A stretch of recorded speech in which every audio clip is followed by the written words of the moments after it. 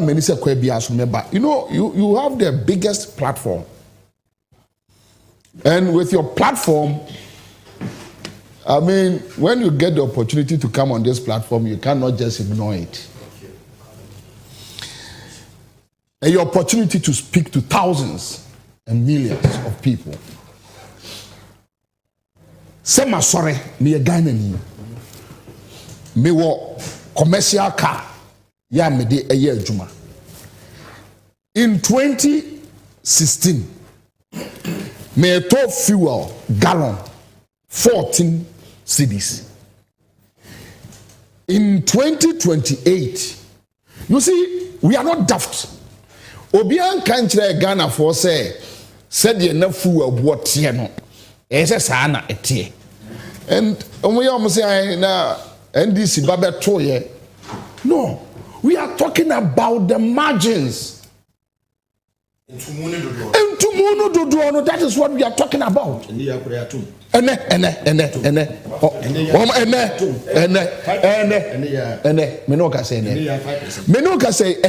Transport.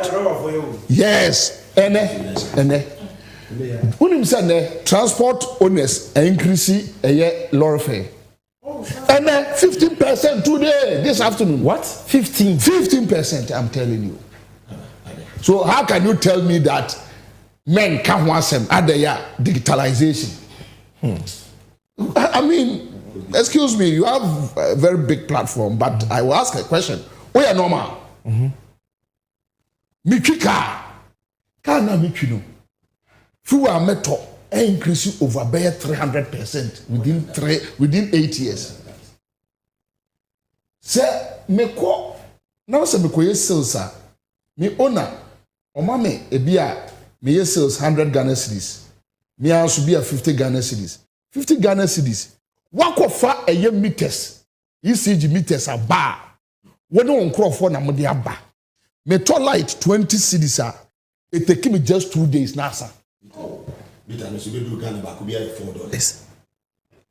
you imagine? Yes, meter na buy mo free channel. Me driver be cost $4. And you are telling me say me driver you know me go to aba on Saturday. Yes, meters no kra no. Opa dundum nyema e wo fie nyina. Am say kwadwo na me. Still na meter na run. Erane.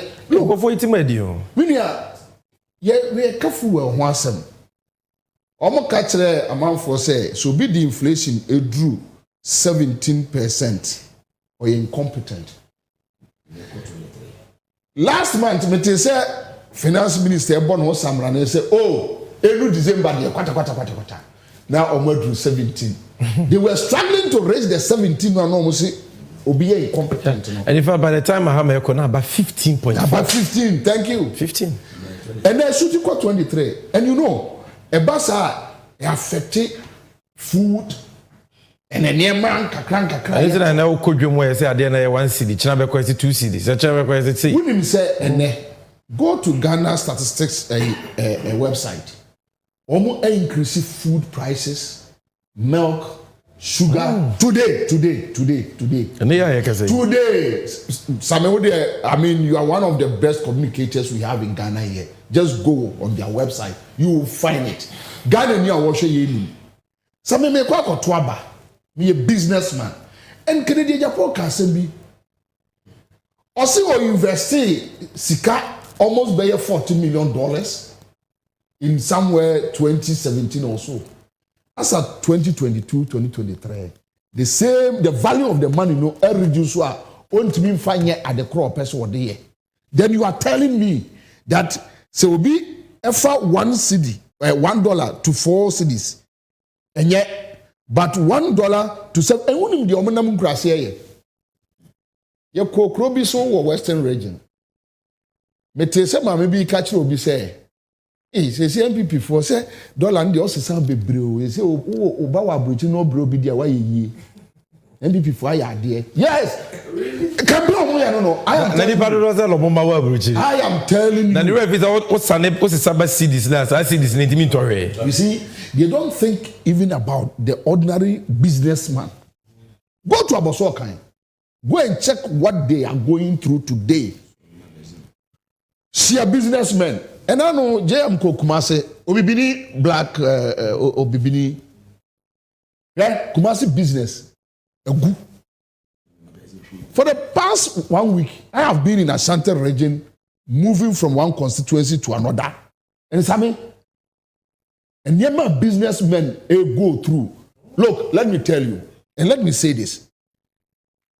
Sabawomia enya even 45% na Ghana for beer.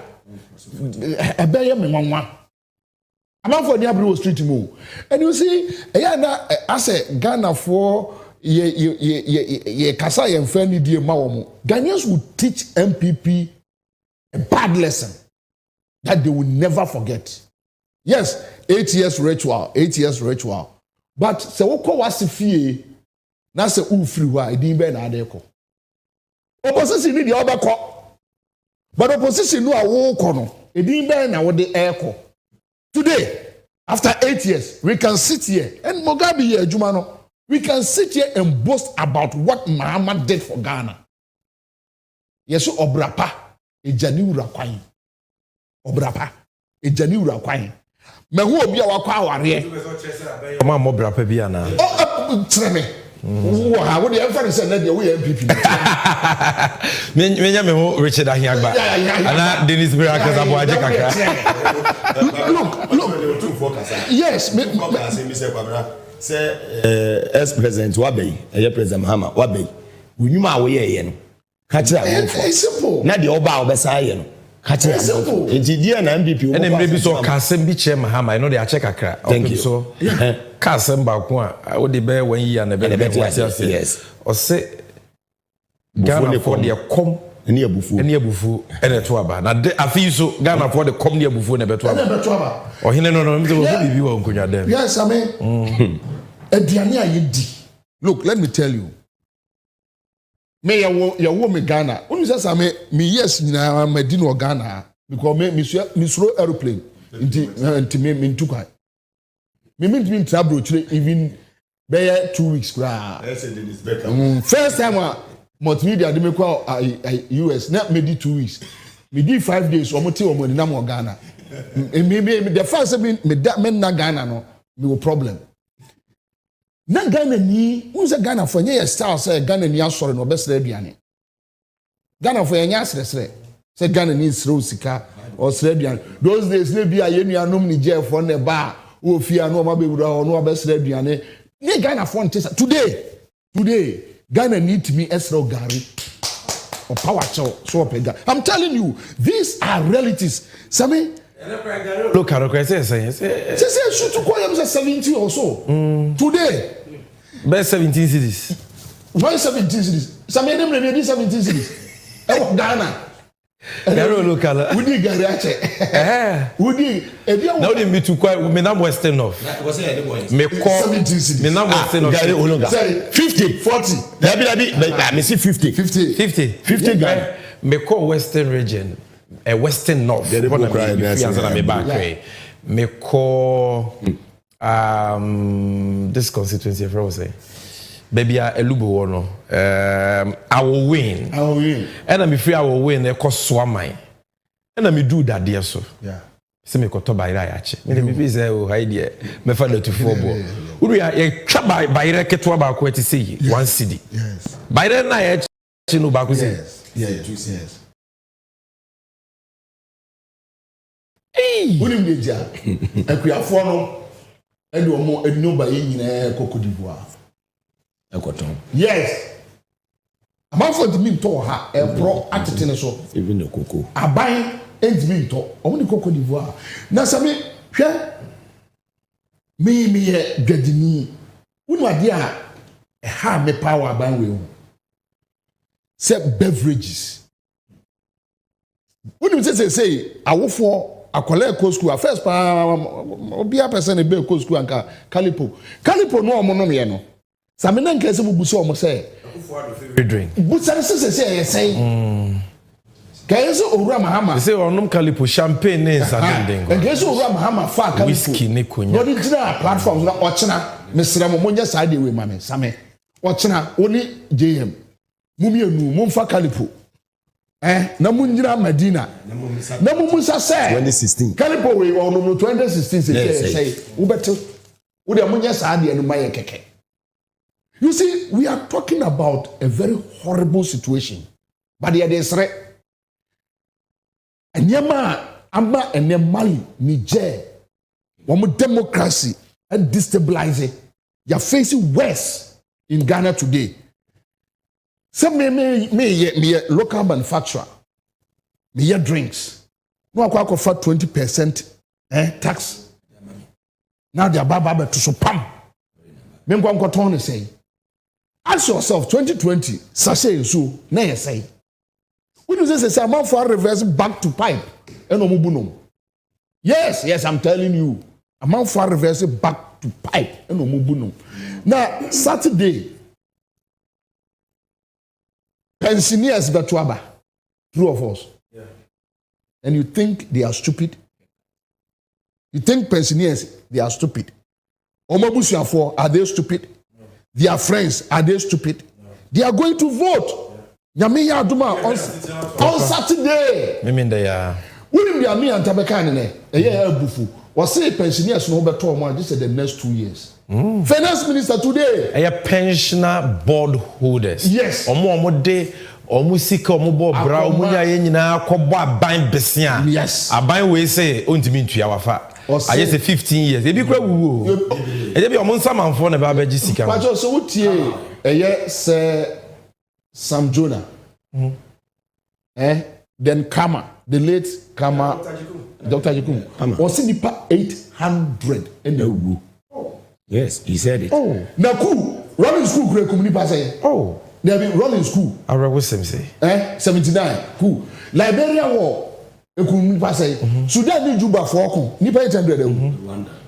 Rwanda genocide. A community 800. Nipa 800. You know, Krani here. Omo multimia put together like names. You omo in their data.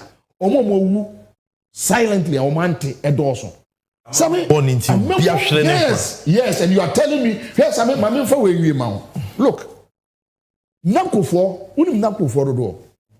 When you saw me do a juma, and almost first, Sicano, a free in Colano and Sem. Yano, and Sar boys, no, or Baumia boys, no, or Mudia ye. And you see that lady, Rosemont Obeng, that lady, she has a whole lot of information. And then, Wakasa war. Kumasi radio stations there 10 so. Who studied yesterday? Now what tie nsemo obobo so a. Napko sikani nyina. Woka Bawumia personal assistant na. Yes. The secretary na utwa team man o tre no suma no. Lady no. Yes. I say Bawumia dey obese Ghana kwa. What do you say? Ono ane woni ba. Look, for groups, various groups you okay? This time free SHS in Kolasi do mesi ato aba etia MPP no. Just be second level. You be di free SHS no nkomo. Mate. Special one. Mate. Koyo? Sami. Akwaba. Ejosminia. Oman ya Osajefo. AGC 1957. Ele na mu 69 years ni bebia yedru ni. Akanna mienu ni ekoto aba. Ekoto aba bra. Wa party for Mowura Kufuado one na bedi akiri ba wo miate akonwa so aba no oto akohe na de na wugina so ato aba afi na de na wo pese Ghana for egina so eto aba because what to aba che na de call twiba be ma wo Ghana da woni mate question na it you there my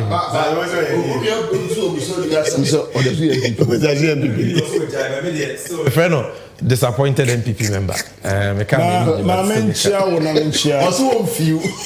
Menchia yeti phone na ne ahwe phone na. Sebo. Ene mi nua no mai wo onua TV so ne wo onua ye Facebook no. Sami de entia meto abama mahama ne se me toy president. Hey. Asami de mu edruchim. Me toy president. Asam kese na waka no chi. It is if a nation is going for an election, sir, you don't just look for a candidate. You look for somebody who can, and you can have a date with the person. That is why the word is candidate. Sa nipa na enikwan so oye toy, enikwan so oye chowi, enikwan so oye koliko. That person must be a serious, well-oriented politically, economically, socially, and psychologically. Somebody with that orientation. My friend Kosini Anteji. Watine chile sa Israel for shedi hoza no baby apadis ye kwa kuduro no.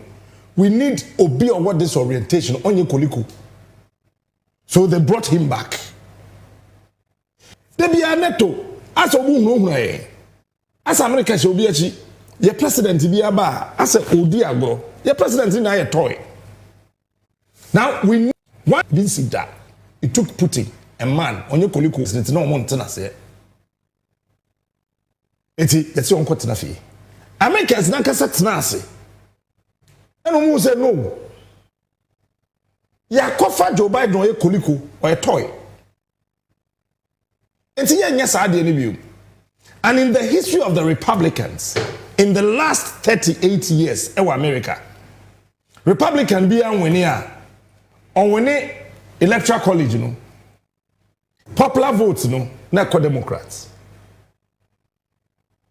And Donald Trump ne Hillary Clinton co-elections, you know. Trump the electoral college in winning and a popular votes they call Hillary.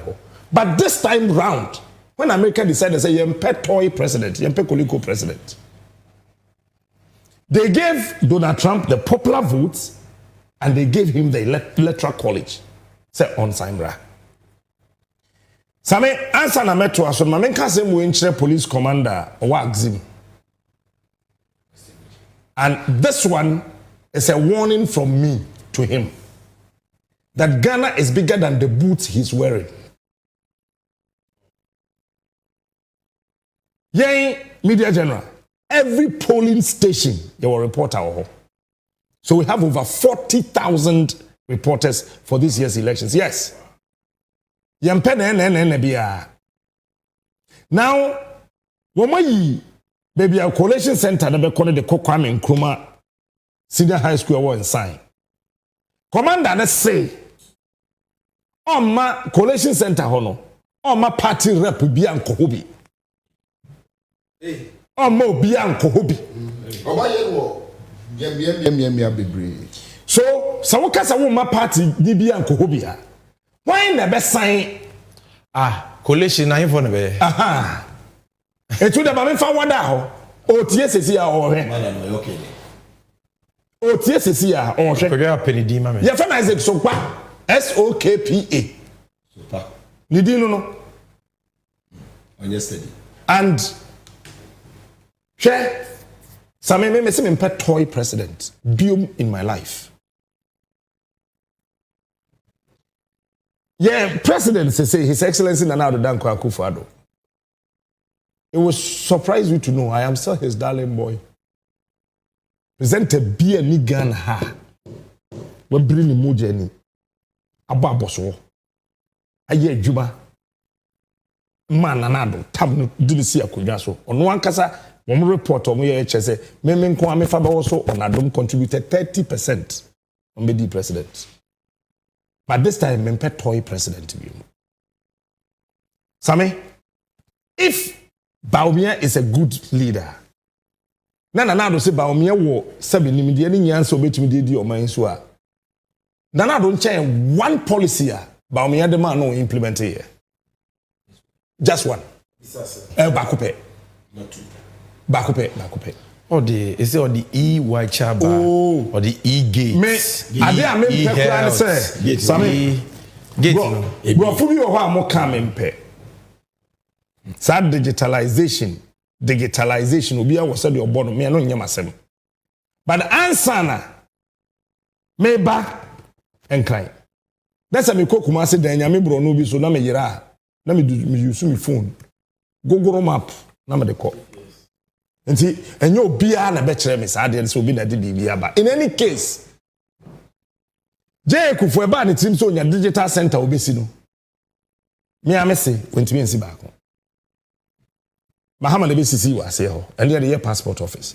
But eno nye issue na mpesa me kan. Same me say nana do nche me one policy a Dr. Mahamadou Bawumia etroye ma solutions e kan ho de man na otimi implement ye de mfaso bre Ghana. That's my first question. Same the second question is say can you forget us what that you say? Okay. Oye nipa be ya. Aya na me pese me hu say otimi transit didi nom. Na say otena ohwe ba bi a Ghana akona. How does he feel? But enye yen MPP for na yen photo. E bi ami nuanu asante for na ma MPP aisa. The sound of credit na ne kana ding. Enti yentimi hwe de nanim nka nche omo say enti Ashanti region dwa omo say yen to aba. Which I disagree. Meba, wo betima say eye ne yaye. Sanka ye punish wo mo a. Akombejai. I disagree. Mama, what's your mother? It is a protocol players. On winning match back one. I joined the rubber for group disca. I know MPP forfeited say Omutimika say oh Ashanti region the other ball BC one at the MPP flag goes to cry about woman. Sammy. If Sabe will allow me for us to have that short just short okay, you see there's difference between against Asante and Ashanti region. Difference room. Me a woman mampong. The Binyaminian Hona make. Yeah, no. You are free said the whole region. Dabi. And now free said the typical Ashantis. You come by election no. I will let you know obey video be say you do upon chekura aba you beto ama no. No is salary. And ya won wo kumawu. O come mampong a omo dosu bebre omo be Asante for. That is why sometimes free say exactly as a region. What to call your point as a region? You know say what kind of Ashanti region I don't have any problem. I say Asante for no I have a problem because it's never true. In 2020 NDC appreciate numbers in Ashanti region. Unyanti ase captain meba and the typical Ashanti. David and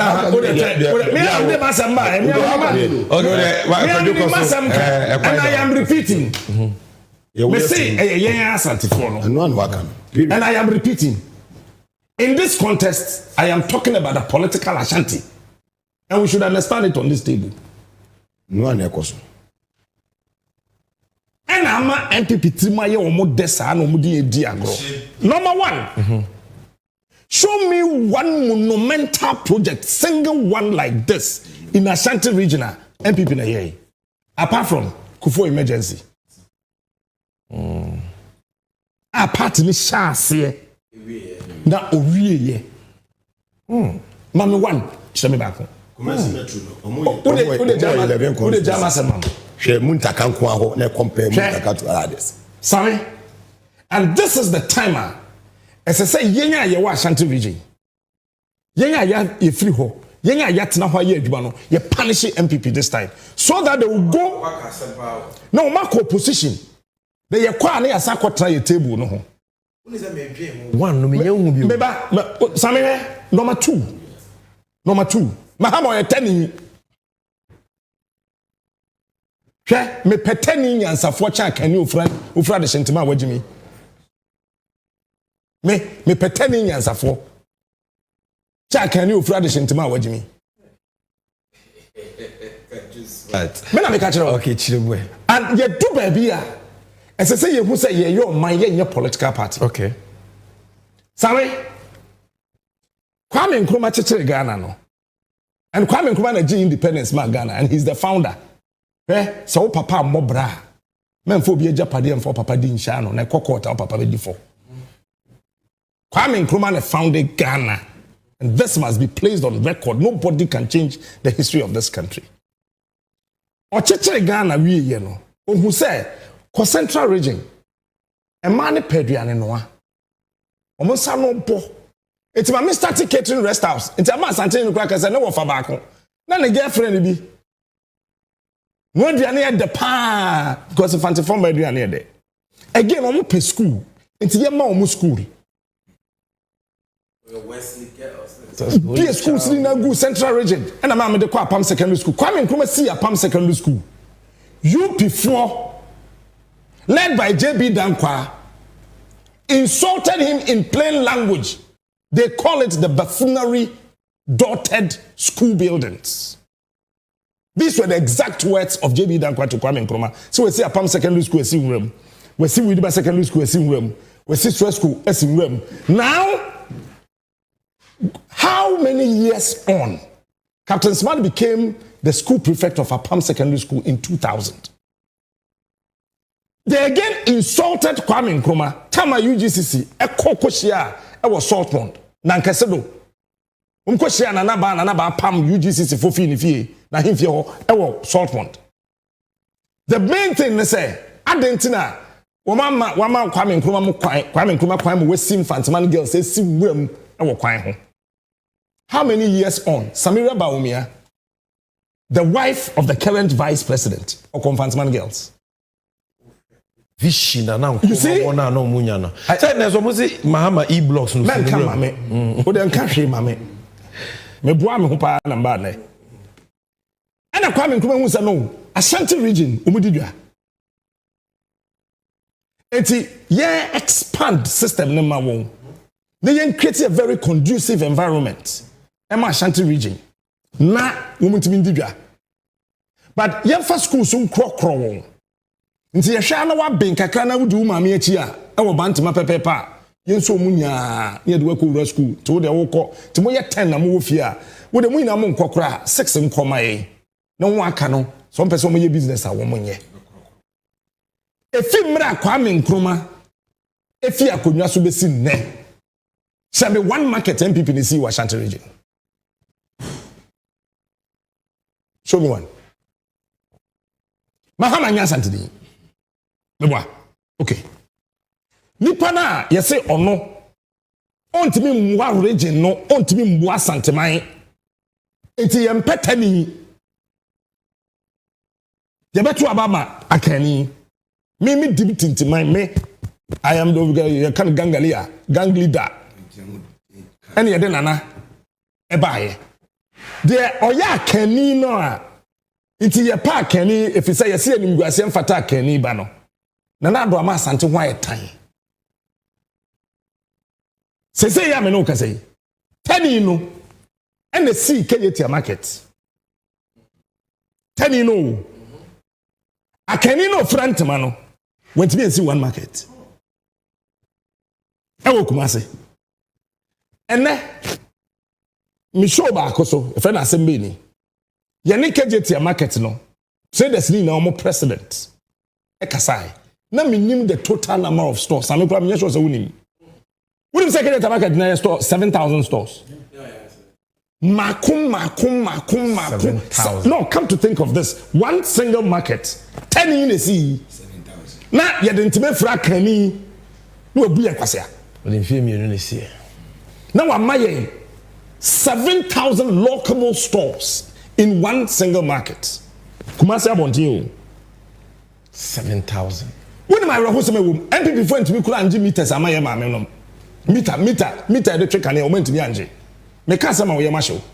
Won say wo sit down na wo ye project bi a meter ba ko pe na de tare ho na contractor no ECG behwe. Wo consumption na o mo de charge wo no. Sa meter na and aboho fi Mahama fi akonwa so yes and I am daring KMA boss otie upon friends to see no kan chese yeboa Njere no mutual light bill enti eba bum wo mo cha na ma na dwa enti wo ko twa mu no ECG twa mu mienu miensa sisi ani pa o ye ECG boss sisi ai national ECG MD no ona na ya Ashanti regional engineer Asamoah ona na ya Ashanti region ECG regional manager. This is what happened, Sammy. A 24 man issue. And an ECG for say, yeah, Kasa, your meters or you be bomb man. If free KMS said there be you remember contract until your meters no. Say, no Kasa. Out of 7,000 stores no. You say stores na wa wo pɛ single phase power no wo betua 2,895 Ghana cedis as a meter afei wa wo pɛ 3 phase bobo ni bi ma me 2,895 Ghana cedis meter baako Only one face. and they have single phase and they dey ma now one a per single phase stores though it's almost 92% of the total 7,000 stores. Kenubum is 17 million Ghana cedis. The other one so almost per 3 phase so utia 3,485 Ghana cedis as a meter. And you see 50%.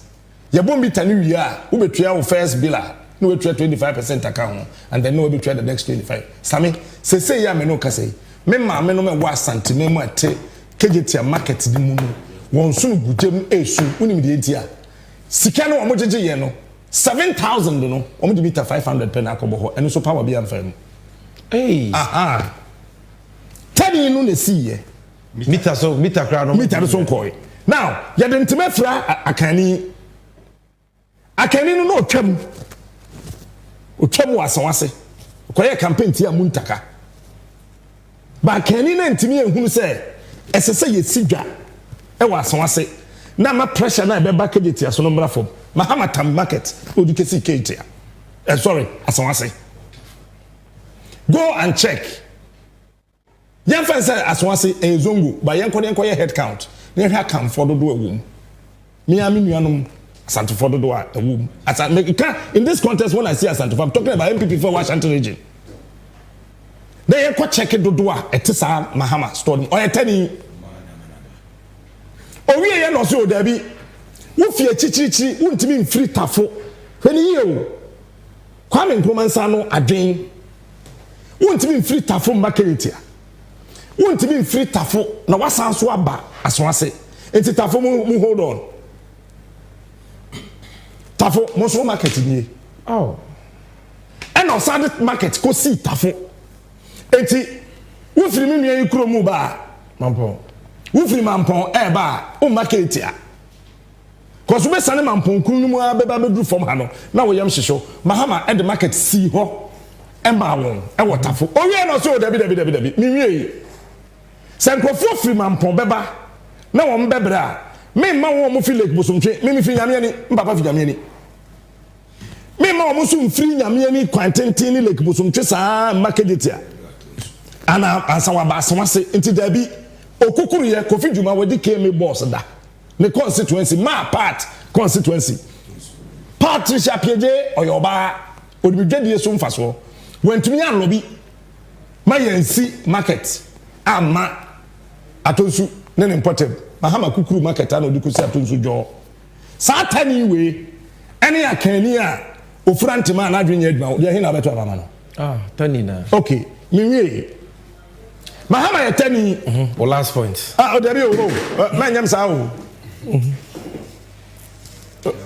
last point we say so say ko say person so aba kakaka Rugby Park na kai na da kejeti na etwagu no bra same baby am kono stop me Who calls am?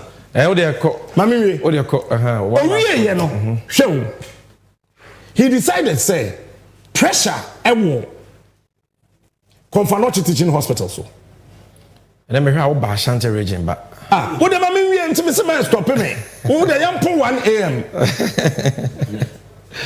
yam po 1 samunya ready am betimi yakọ sami and who say pressure wo Komfanochi teaching hospital so because time 2015 December mahama ba Kumase ebedi ade ode ko ye na 2016 meka ho ni orchestrate ye ni tu no okọ Komfanochi teaching hospital oni loving sea ne papa Dr. Du Bois sa na efre no ene ba ni team say no esese ye renovate Komfanochi teaching hospital because doctors na wo ni nyina abante ba ko mi nua pani ba ko efre na loke o Kumase na me meswa pani mesesa temu on na ye director of nursing o Confanochi Teaching Hospital it's na me pon adwuma wo tech a me ko didi wo Confanochi won na obol ba na ma na say da bi ade na say oba na obaye ni ye also no problem ye be ye but said the be pressure no be kofom na ye be ya anko say ayarefo no be tete no pa sewia tani o eno de hospital ni ko si sewia regional hospital kakraka chenchereche 500 bed owie ye no eno say o e bia na emergency aba na 2 hospitals ni na so pressure asamba so otama ferry no this ho bam. It is the single largest military hospital in the whole world. I'm daring everybody in this country to Google. The biggest military hospital in America, the single largest military hospital in America, a 304 bed. The single largest military hospital in China is in Beijing, a 414 bed. Mahama is a 500 bed military hospital. Ewa ferry.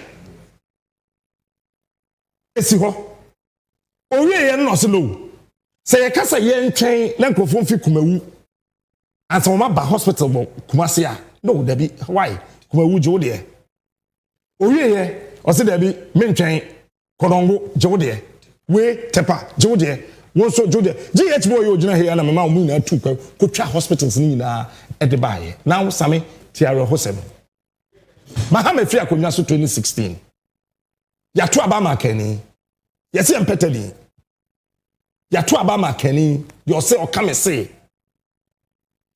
na wabedi akodwan fie nwotwe sami watch this kejeti market na esi won wansi bi anka ho wonim say na MPP fa kofa anwea ka etwe anwea ko kejeti a some ko phase 2 o ka central market central market no wo me di anwea ka etwe anwea ko ho awe ho sama wo mu ni say time na central market in chen ho de 58 stores na she no ye hwe ni you ba me ye MPP vice president oba Kumase na yiri di kan ba ye no be ka kire Kumase for say okono kobo ni kuna ma na ye ma ni kuna ba we me ko ya na ko promise 100,000 Ghana cedis to escan last 2 weeks after 2 years sika no anya ba me na ko tu ai wo mo dan ne ka okọ Kumase first time no yes. 100,000 more it's MPP general secretary na copy be sen kotu ai Jackson Kodua be sa no o pa won fam sisi ya Jackson Kodua na copy scan kotu hey okay ba wo mi enti obi a nipa wan ma wo all these things wo ma menom ye wo fanom ye aunties beton ade na obe ma hospital papa mo akọ na ho ato na wo betena Kumase abeye sedan stronghold twitwagu ayi wom fankwan gu so dihwe se obeme a same finally went to me and win in 2016 I went to me and renovate Confanochi Teaching Hospital strategically ye jata ho na ka ye betuma share renovation na say 2017 2018 2019 2020 open so anye na o hwade. It was a strategic move. And Asante hene, ibi da wadama majuebu dionyunu. And o hene atu nanim tu say wakoba ntama akosara nananom na otwam na Confanochi Teaching Hospital penifo abona mane say baby a hospital no akwakoduru no se bibi ambemu a they were going to shut down Confanochi Teaching Hospital. They na Asante hene call hono osunu. And obaye no be announcement say opeso say Confanochi to an international level, just $10 million. It's Nanado telling me say no ni kuruma. It's Baumia telling me say no ni Ghana ha. I rehearse me woman say Asante hene appeal to Samuel or Simon or Semensa say Seria any affair. Womu mie na ayarefo na wo Confanochi baby womu be sese ne yemfa won kɔ hɔ. Womu mbu otumfo be sin ne womu anye. Eno hene hyase. Ye fin kran. Me kodi 1 whole week e wo Kumase. E bo Asante hene se be ebu se be nyado. Obi ni sika nche no. nanso ye boa no na keka bi aboa no kodi na wotwe ye de manche koi koye show kya koye appeal sa ye wi ikura do my citation on boy abaso say ye ba ye no ya boa won pa sami woni my hose me see here asante in the times hospital beds mammographs other medical equipment Confanochi Teaching Hospital needs you on 16 regions no 14 referrals ye de call asante ne class an yamani be do so de koye Confanochi Teaching Hospital nana do mo say ye seize ne yamano ya confiscate adentira asante him tua duty ono na ohine pon o gento boa kwa ye hospital ya ban na said very good on tua duty answer Omotima man kwan wa fa niam no e dia be siesie Confanochi Teaching Hospital same yem twemra se obi tibi bu asante hene nim tia sei adwuma eye wo aban wasede wantimi anye at so munjai na munjai niam no ya sei ba oh there 50 munjai sade there e say atwam o munjai ma me 58 initial amount o same more than yes same me say ye be pun 1 year who dey nyam when you na echi no se ba ka twa se me petani nyansani cha kan ni ofra de shentema wagini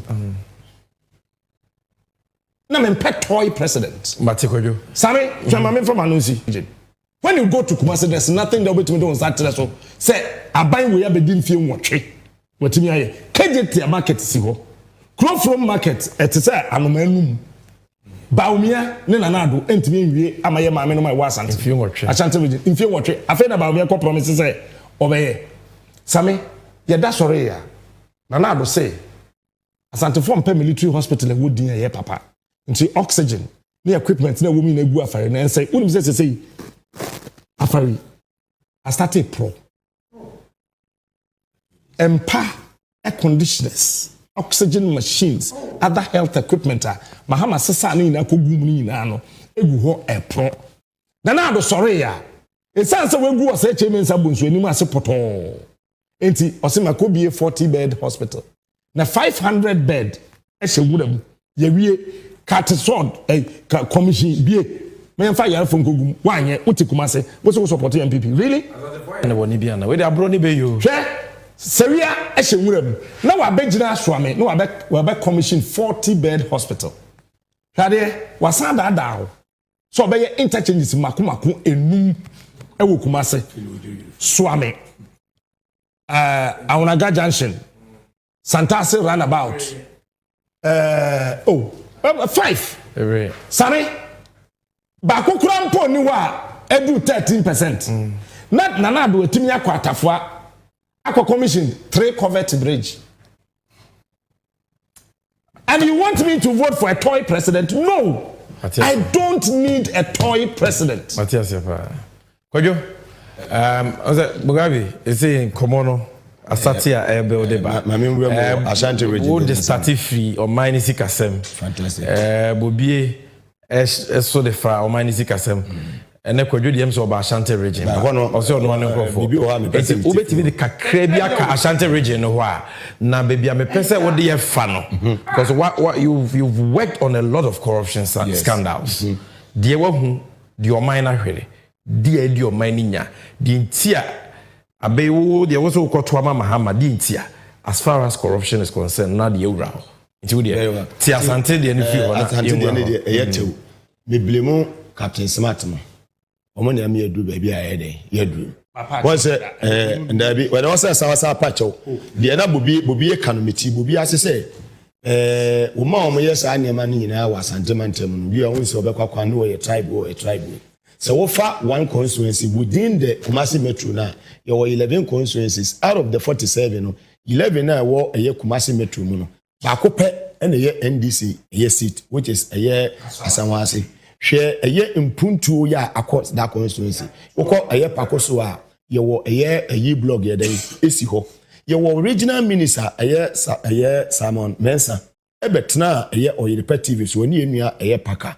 yewo Minister of Roads and Highways ebetna Bolare show so ewo Star FM ye ka so mo ma enema makomako 5 a ewo Ashanti region na ado ayede ene MPP o maye de ama Asanteman o mo bobo mienu ko mo atimi anyere 2 ministers nyina obi ene wo tumi boye de e de ma Asanteman ana ade wenye na start you we back we abra na a champion eteso a na ado efri ha na akwa press conference ewo London na sata mo ni opoku transport mo na wo mo nam na wo mo di ntro edigu a champion so a champion better so mampanyin ya otu kwan 6 hours Ghana Togo and we call a champion one ko Britain one ko America one ko baby a nanso yekukumase a ye bo Bokrum estate a champion ye bo Patase estate a champion estate kwada so estate wo kumase nyina Captain Swat watna sa areas ni bebre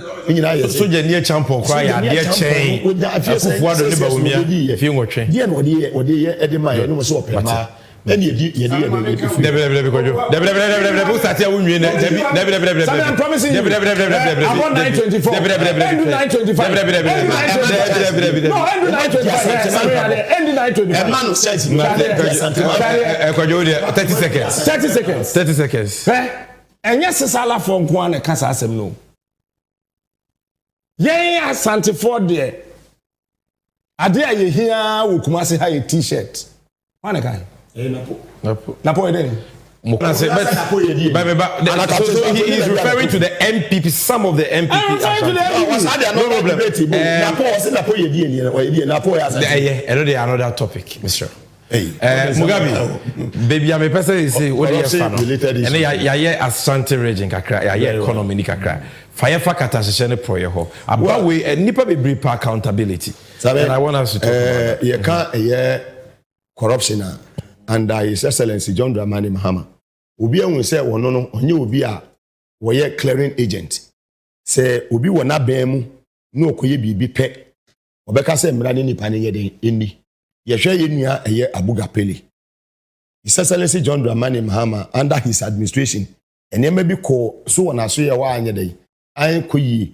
Oyi ni pie say mra ne ye den, mra ne ni. Mra so ne ye den edi.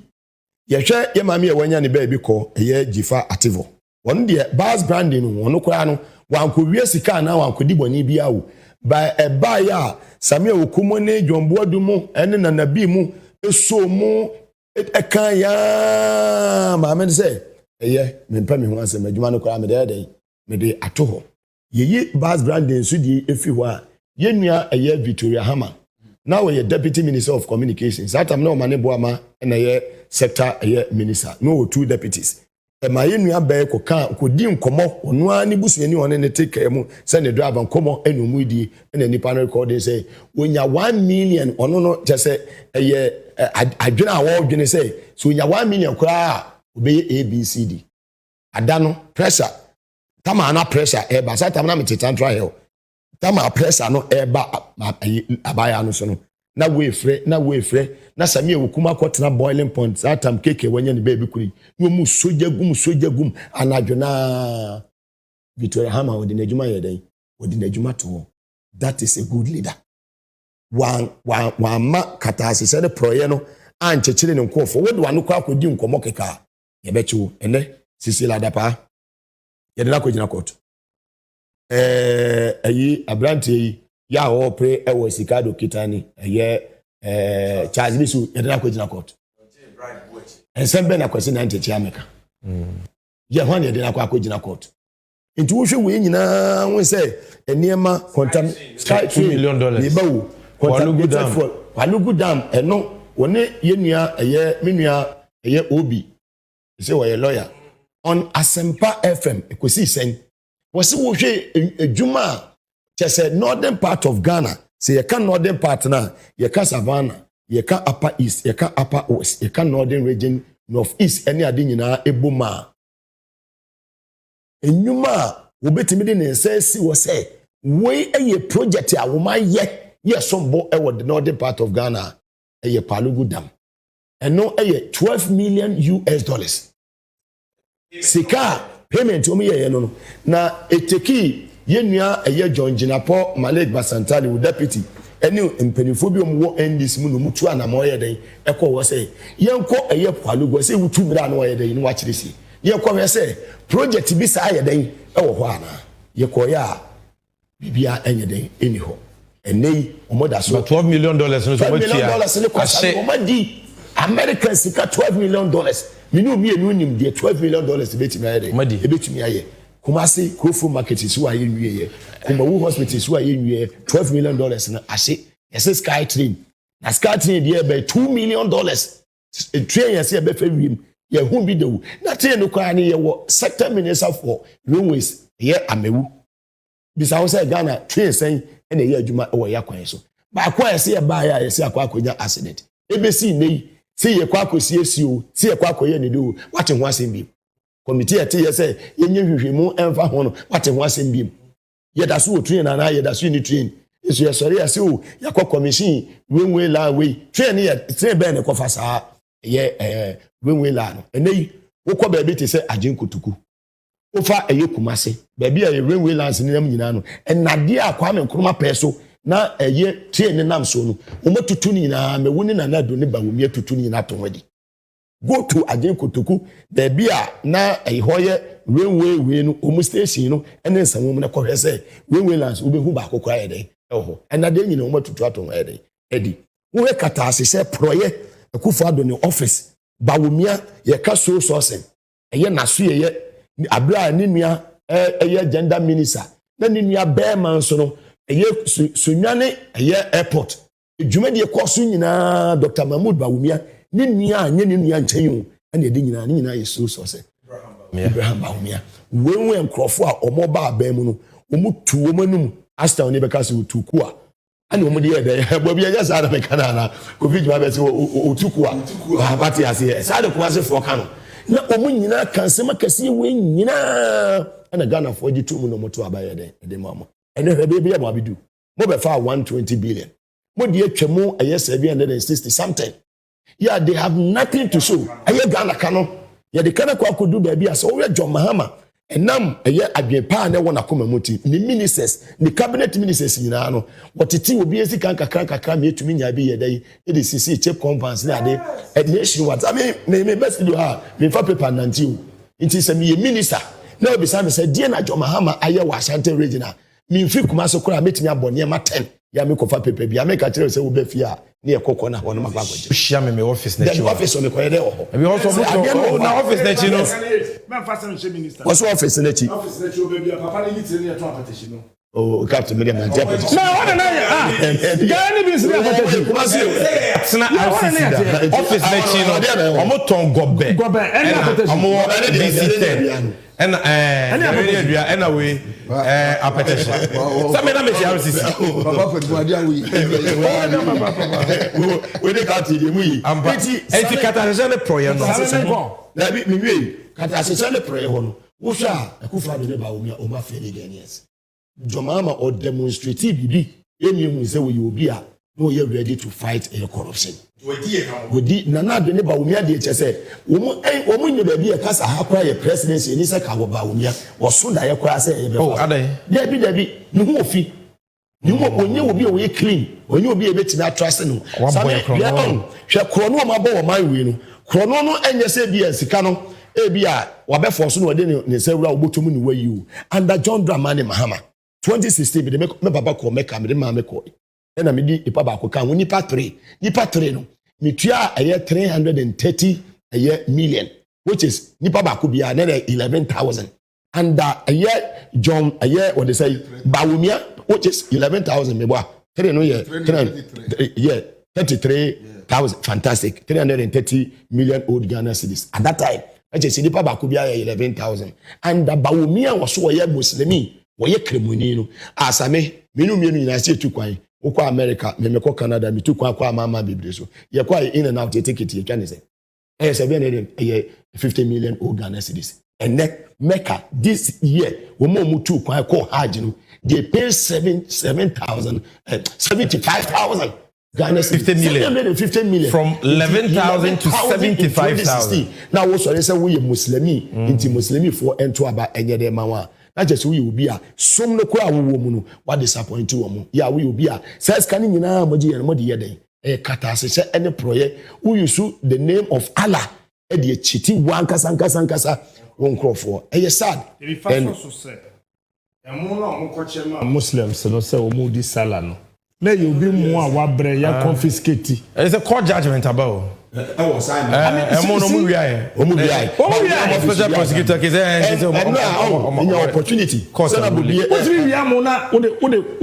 what come malam fee imam or they come imam is a Ramadan we are more opportunity small or being a studio and one-on-one. Oh really? TV SYZ and Power FM and when you remember by 1 hour. Listen when you say you catch it all. There's some be and near a quiet of us so free our office one and yes be a was sorry Kekasuoko. No seen any maybe air coswa. Hey, near ni a at the man. You know so where they would jive you man at war and walk. Sister Ghana. Yeah, I make some Kagari assembly.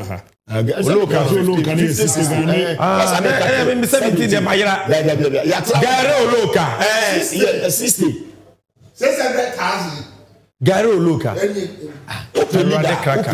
Were decisive. Open leader, the credibility was one integrity. Yeah, but like I said, the day this day and you are some fee. Every year, or they say communication officer Edema NDC. NDC to me acronym. Yet me a creative platform Ediama a year NDC among you quiet to say NDC 3 sister. And nay, yet to me 3 and suffer a year MPs and this and for mobility day. That's now Ekasa. That is leadership. And yes, I would did you made the show Binsa. Nana no keke, there be Obasha boss and then you could ye gates. The ye gates now could be. Why NDC airport? And then I may catch a courier. But we may say, Opesa, you know, Moses. All that is said here, Moses would do Pukoko and Nimna or train and some Punimuche, you know, Israel for the Nante as a Thompson. No, but we could now train or has chance of Puni baby. Away Moses with DM, sir, and a Pomana. Ojinawas, but you know, Ojinawas are no idea what a friend. Yeah. He couldn't open. So this I say a car as a prayer was by you man. Ska woman we are pan. Can you bit me I am on? You bit me I am. Now, my name is Abobi. David, oh dear, Uni, my dear friend, get to Miss Rokojo. Meba, one of my mouth free range, but Ansano, the Coquabana will be answered. My name is one because I watch train same. But Ansana, now okay, no, I'm a person who question me, my Fakahoma. Say, dear, assembly Koso.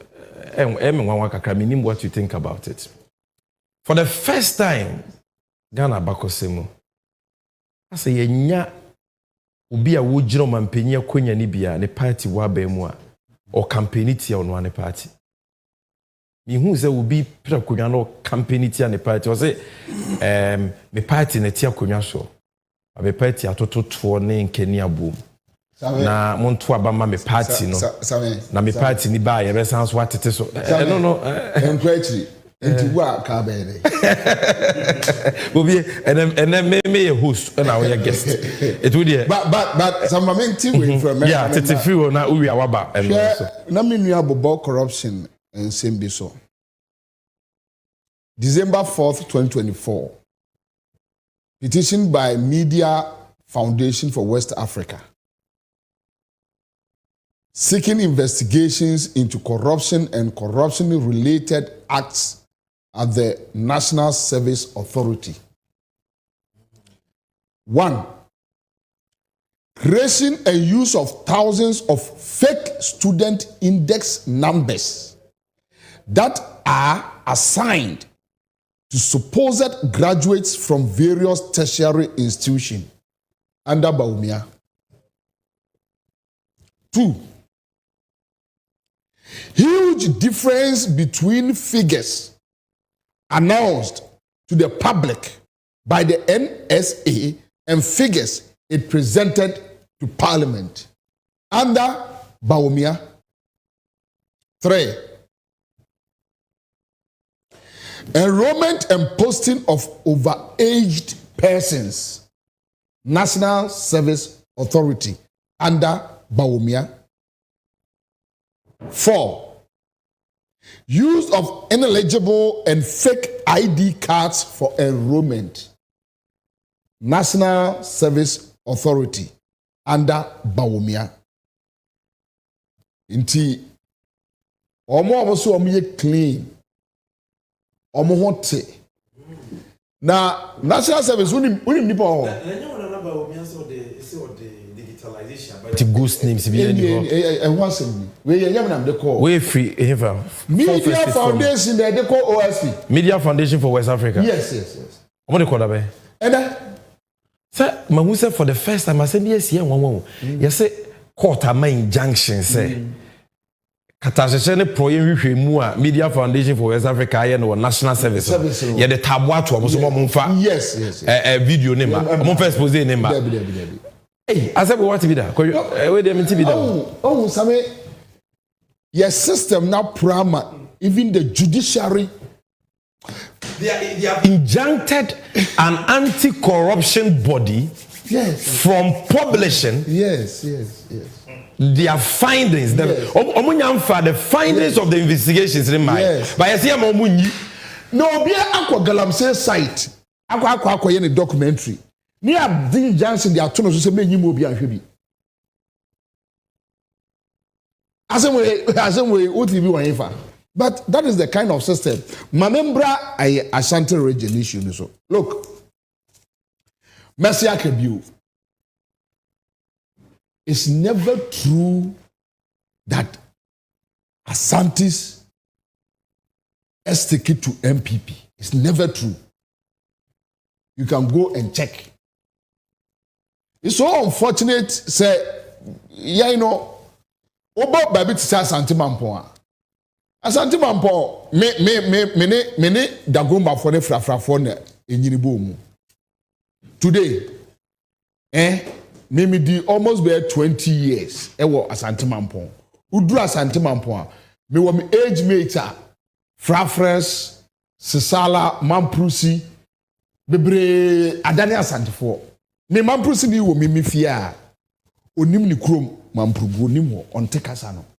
Wawo aselata ede ne ba ato me nana akola no landing sesia wo yusu twidi wusia akola no a ono wo kasa no akasa yen kumasefo de but oyema prosini until sometimes look make me a true pa bebre obi ane ne maame enye general. Yeah, I get it. But we were questioning for you. I want to hear me pa because makokumase for the past 1 week.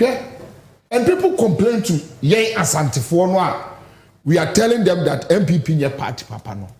Then look, munkrofo ni hia ya ase di enim nyansa, but the big cry na nye ya. Go to Anwaga. Ne busa se nkrofo ba neto. So be MPP ni no to a or Asante ni. Go to Fanti New Town. Ne busa se nkrofo ba neto. Make me amount vintage points at strong for crowd but it's not all of them. Yeah. What I want to say, which is a fair point. Yes, what I want to say is that look, the Asantis in 2020 gave NDC votes, and this time around they have vowed to do it again.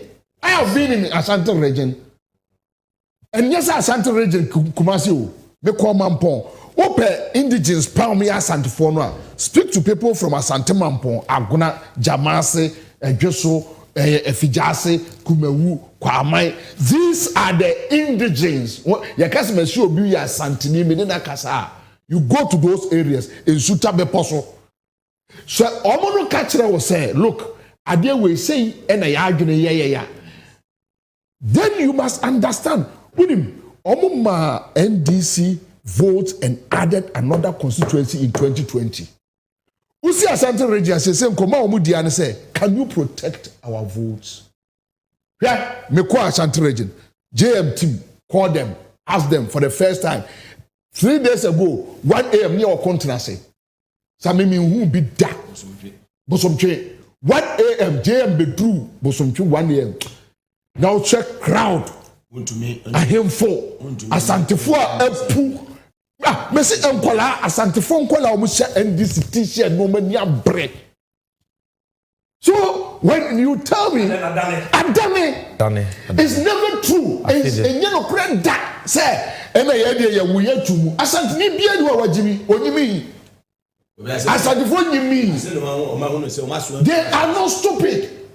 You are trying to say this year Sami give Asante region the next 8 years, that is 2 elections to come, and this year people be challenging too. They are not stupid. They are not stupid. They know what is happening. They are aware of the situation. They know who has given them. Look, Oko Nana Mampo Hine ho. Nana Mampo Hine catch the JM. Say Mibra. Enye wa kensuo. Enka Asante Mampo. Any mkrotuo beye edumi ensa ebeye. Enye John Mahama. Look, let me tell you. Obi frame free Asante Mampo. Osukwabra catch the JM aye. Hwe hospital na esuo na Kufuado ne ba pani kroma na ofiri. Ye ya bretufo, me ne Kufuado ba ne ye ya bretufo. Osu kroma na ofiri. Hwe general hospital na esuo no. Bambofo ka kire JM say, JM, so wo ba Asante Mampo hospital we. Pajamu maye. JM aso omobo. Na obeye.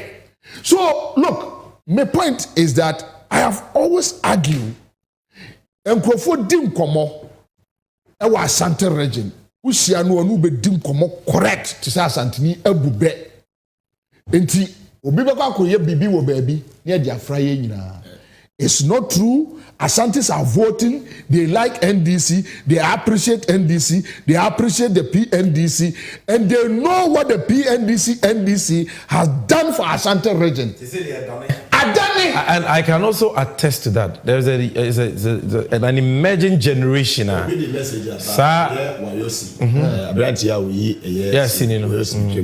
message I would say or enjoy showing pa Kumasi. Okay.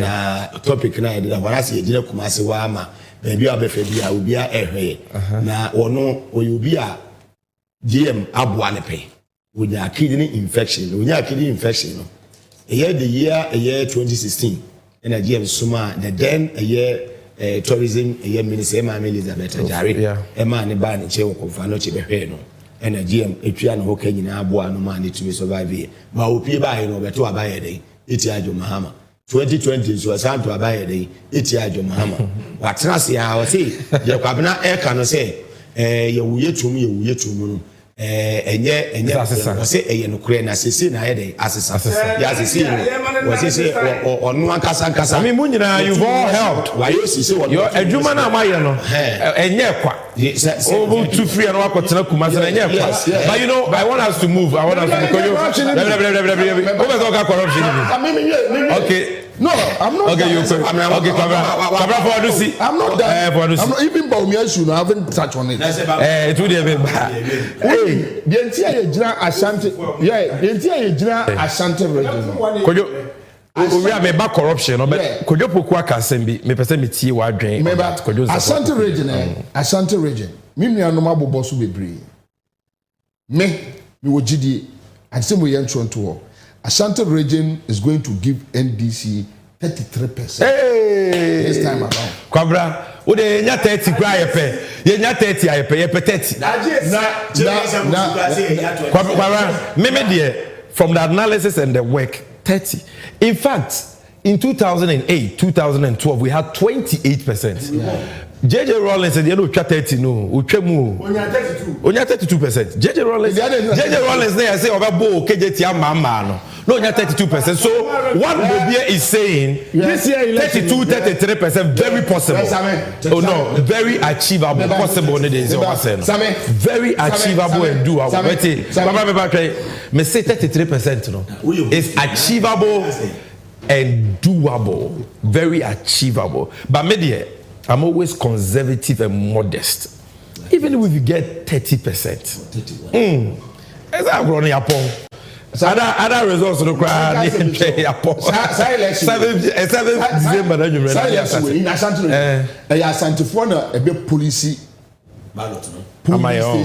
I have some questions for you on policing the ballots. But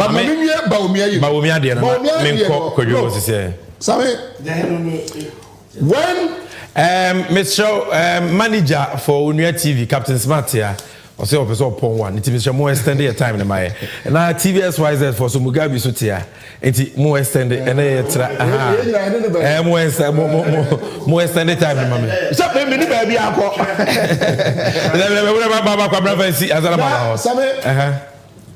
Dr. Baumia de no, me summon it up. Yeah. For Baumia to condemn on one government.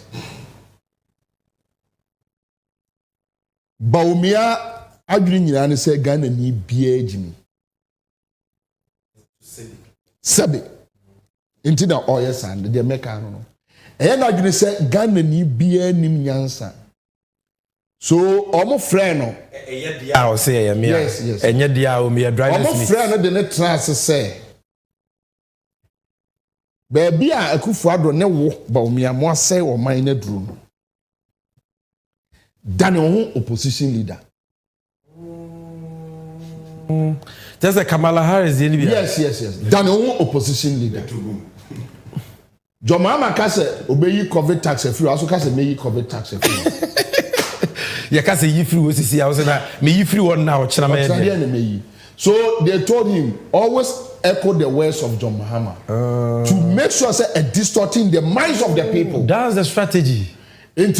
Se Ghana need to John Mahama say me betting tax no so betting me so me betting tax then the person get confused he levy me levy me so me levy many so what him say for the first time in context and me you see to on free emissions levy what me so me see to on free so Omo catcher and say yes, I didn't just to confuse people. And the Medibe catch one say Metro Sabibu. A yaba umia gene say Ghana ni bia ejimi. Enti so be catcher yes say or your vice president. Na ba umia your vice president office nenye. No akwa ni na po aba say na po ba oni ni bebu o man. Eti na bo be dey. There be na bo be dey. What's it? And what did Asante Fuatem? Yes. Or the driver's mates na ma kwa. Yes. What's it? Mate. One can. So kwa ni faso. One kwa you mate. Na kwa tell people for say way and na mate ni na here adwuma no. Ukoka Rebecca say to say kuku. I mean what be yeah, so be nyansa for ye buni be yanka na say what can and as simple as ABCD. Baumia thinks everybody is stupid. Look, Ghana for obia ni wa said beta frache. Oshe Baumia. Me maka. Adi abeye me ya pa ni se me hu se Baumia ne napo. Eye me kandi for Ghana. Ye me sheme no. Bobi. Baumia de no. On say no de ni hu ni ye. Ye sika seminar oba be se ne mo ni wuntumi mo mo be ye galamse ase nsuo ni ade ba me da hwana bibibi mfonyini bi famani so se mo Kwame Nkrumah no ba be ye chairman of the economic management team this is yeah the ono so ono ye economic akwai lomo tenie Mohammed the ono so chairman of economic management team ono na ba be toto tuom ono any voter region for the I mean voter region for the say akwai said na po be ye chairman of the economic obeyi voter for no kra ko obey omo Trans-Togoland. Ladies and gentlemen, exactly 6 a.m. and this is the news on the hour. First on the bill. Baba, the floor is yours. Na me wo question here what's with the council. First on the bill, the Vice President of the Republic of Ghana, Dr. Matthew Opoku Prempeh, aka Napo. How? Chairman of the economic management. You see, Sammy. Aliu Mahama Mudibre, a post at Tamil said DB. You see, Napo is a fine gentleman. Otusing, or a dentist. Oh yes. The doctor. Because of what no, Otusing. And I think, say, we're picky at the wrong time. No, no, quite so deep this time. But then Apostle Suro say, one man tell Baumia Fed Chuma. One shot. Apim One strategy no. Eti SSOba. Mamenko corruption me can't near 4 or corruption. Number 1. Obi amfa the phone bought 3 billion Ghana cedis. Ne divided by 10. Who bought 3 and 1 was 0 9. $300 million.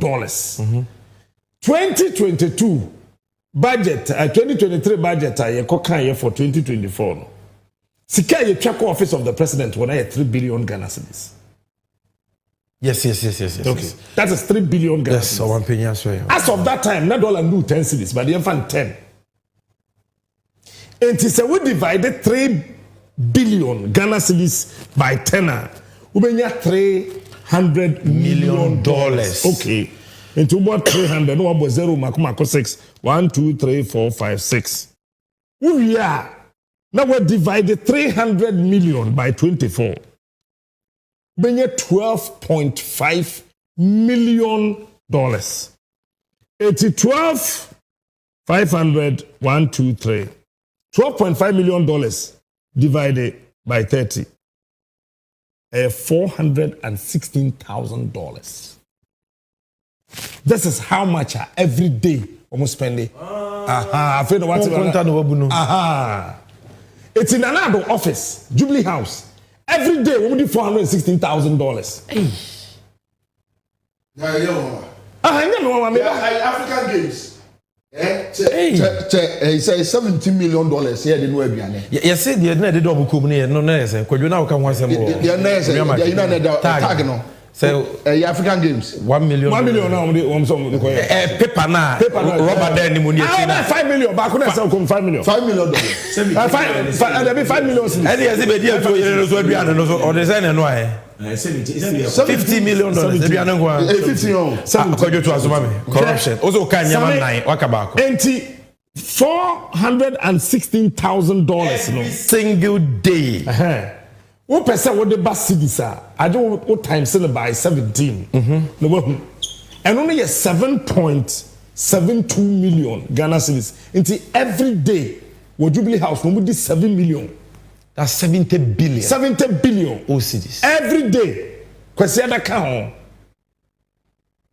Every day. That is why I'm saying that. And yes, Mahama is saying too. Nobody is saying that too.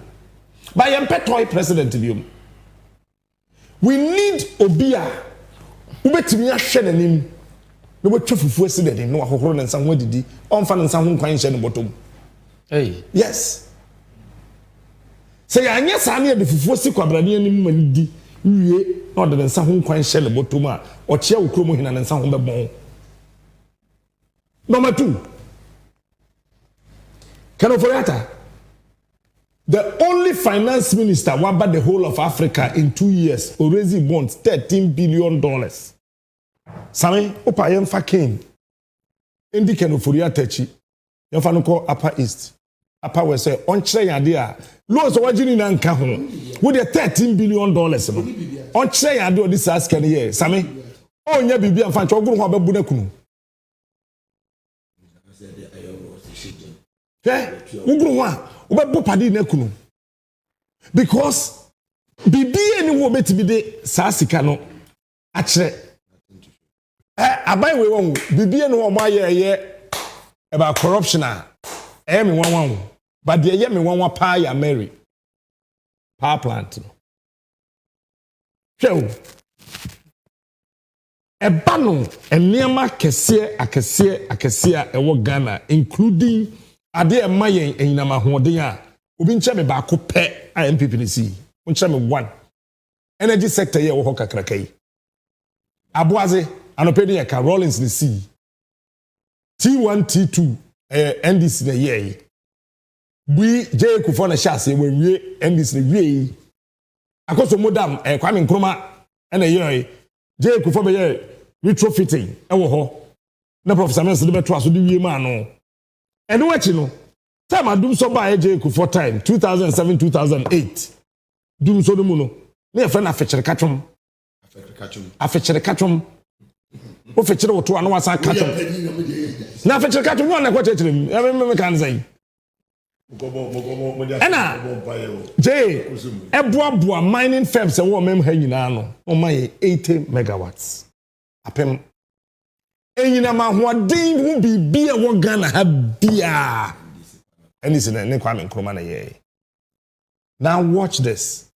Mahama time dum so aba. 10 years afọ.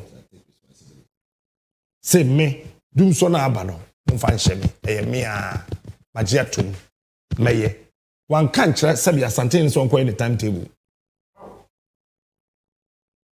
Wan kan kire gamanche so nko fa ne timetable mra. Mahama wan kan kire kumawu hene so nko fa ne timetable mra. Ose magye atom. Dum so aba. Pa no kofa Ameri. Si poso from UAE. Kwan tenten ade si poso de che anopada kro ye da sore ya. Ade na bedru tema. President ko hweye. Eto aso hwub ene takurade. Akodru $5 million. $5 million o. Na ade ne fi Dubai na chiri Dubai achi. Ede bedu Ghana. Same Napo energy minister odi fi takrade edi akokumase a what's $41 million? No. Yes, please. Yembra from yenjene ne ma no ho yi. Hey. Mahamadi ade ni fi Dubai. Aba Ghana no Dubai achi. Eba Ghana no. Edi ba Ghana $5 million. Ene fi takrade kokumase. Ene fi takrade kokumase no. Ba wo mi apen. Wo mo di kwesi kumase pe na wo dada yen se na na do abie substation. Can you imagine? Wa bra de ya Mary. De Mahama tani no, tani yansani ni kofa ba ye no no. Wo tam fi takrade. Wo di koduru kumase a energy ministry say o ma boka $41 million. $41 million no mo de ye den a mo say lorry fare. But you wouldn't say go for where to near my politics and that for fufu beji koko. And tricks it.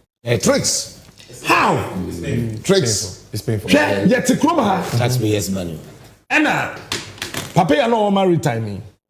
Maritime will say, why, your friend said, I'm ready for the day. Oh, aye. Oh, I call your friend. You know, Canadian Japan. Come also. That's it. Sammy. Papa no dying 2 bedrooms, 2 rooms. Or the air conditions maku 11. 11 conditions. 11 air conditioners for 2 bedrooms. For 2 bedrooms. What could this car? But most of them are kaka. In the last 8 years. 11 air conditioners. No, Sammy is serious. But so what them who cry much there? Oh. Much the Quran or you on the fear. What did air conditioners 11? On mine who don't know. And nobody said anything. Yeah, I can't hear you. Obi ahwe o. Sami, me say for my last one. Ambulance na e wo Ghana has a CI no. Me blessed God's been smart. We call National Ambulance Service, any Ministry of Health.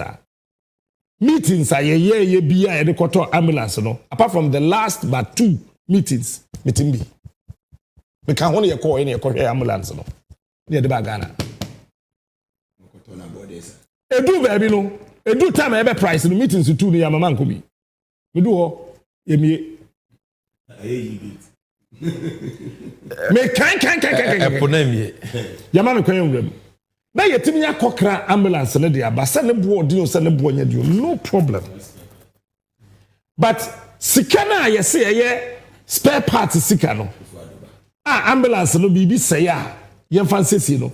Ne bo no sika na yede be kofita no ne bo no ye times 2 a yede to ambulance no instead ambulance ne say ya nkoto foforo na ya tam $10 million same say obi ye president ba ne boyfriend o ya letter di e di deal aba eti ya tam spare parts contract e di amawon am etia president baby boyfriend or ye alatani ya tam sika no $10 million ya tam $10 million ama mu o hwe o kotoa ba mango na fe wo wie ya na wo wan si airport no bi tie o airport no wan si bi airport no wan si bi o me pese me ma do dia obeto so no so a o dia mama dan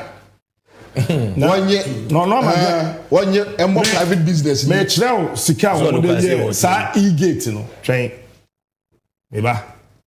Enti no ese yen ga e pro na amie no. Abraham DB. Yen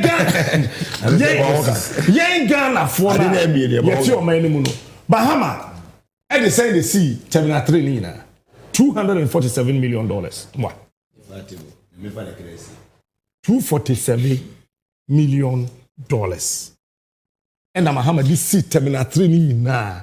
And again, Sammy, obi nche me airport ba ko pe e wo Ghana ha. Me am party MPP chase o ma wi e bi ni ho. Yenye bi da. Adeya okogira ho a Moses obi epukoko mu entime mi. Development cost bo say na sheho no. 92 million 500,000 92 million bra nyabotre we host dollars nyabotre periodic upgrade say na sheho 863,383 450 more in dollars. Support and maintenance, say 83 million. I didn't look at that thing carefully. Wait, 83 million. What was the $204 million? That the ass I didn't see one. I didn't know. Udiagrana. Oh, Sammy, how can I lie like this? See, how? Why do you think I'll lie? I said, E-gate now. You know. E-gate now, they make bank or Fidelity Bank.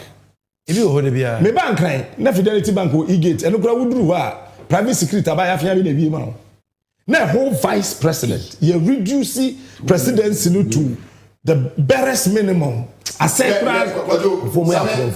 issue is not about NDC or Jomano. The issue is a time about Miano side trap Yasua. Ghana. Not just a Ghana, BB. I have 3 questions. See a channel 111 near Pong because we are doing about 20 minutes more. Bia was 3-4 minutes. It's 3 minutes. You know, Captain Smart there free SHS. Mugabe, Udie, Sikano Omo Chedia Tovus. No, because only I have phone Ghana for Casa vote by. Fantastic. Na. Kwabena Bobi Ansadia police station about when we have the issues at stake na Boba no. Eti Mugabe, yes starting free ho. MCC say Ghana Enterprises Agency put almost sending the momo 500 Ghana. Yes send it. Constituency the MPP PCBA achusu nipa 2,000 and the Ghanaian taxpayers money. Ye e-levy, ye COVID levy. One year send yama 500 cedis. Ye say abaya chusika for Kodibia. 500 cedis. Ye chen na watching ya. And then me call Kojo home the messages ni bicheno. But what do you make of it? What do you make of it? Sabe mbada sibi na yasama ye na refo ni yetifo ye akwaba. Na ye ma reho because in any 3 days me number 4 omo ye police 4 ni omo fire service money ade. Ibi wo amasaman ye mpatamu mokoto abani wie no muka kire say mo bia 300 Ghana 300 Ghana that's amasamai mokoto special vote no ye call do me kwabenya and also no the same thing oh dabi o ma ni di nkomo de say me o mu nim ba bia o motoko e say na ho no kora nso nye se twa na wi awa ba abeje se twa wi awa ba abeje ne de lady a alasan ene no nkofo no chiche enuane ene ade ka same minimum de metra advice will be say bia it is canaba menye eni ene ayesika busum bia ni wa ne nso bia ni wa ye de bodu access kan obe de obewu so obe kan ya ye ko asenof on MPP4 de mu betimi aye bia abra na mu gina ho bo adwuma mo ne ye nuaba awoni mo ne bega quiz mo ne ade mo ne namukrase koba mo bo adwuma Excellency John Dramani Mahama Bobi mo team ni nyina ekabo mo no asenofo in the central region hu say sikane de charge osu sikane de wo de ba ye begia ye den ye begi ni asa atoa ye den etiawo edu ba bia wo say Ghana for etumi punish MPP san say scanner o mawia no say scanner ebi ne de wo say nketumi edi ye mpuntudwuma ebi nyuma ma nkoda mabunu enya biye ene de akobi swimming pool eda Parliament House in Jim ho no na make $58 million and I will say I came over 58 in the air, economy.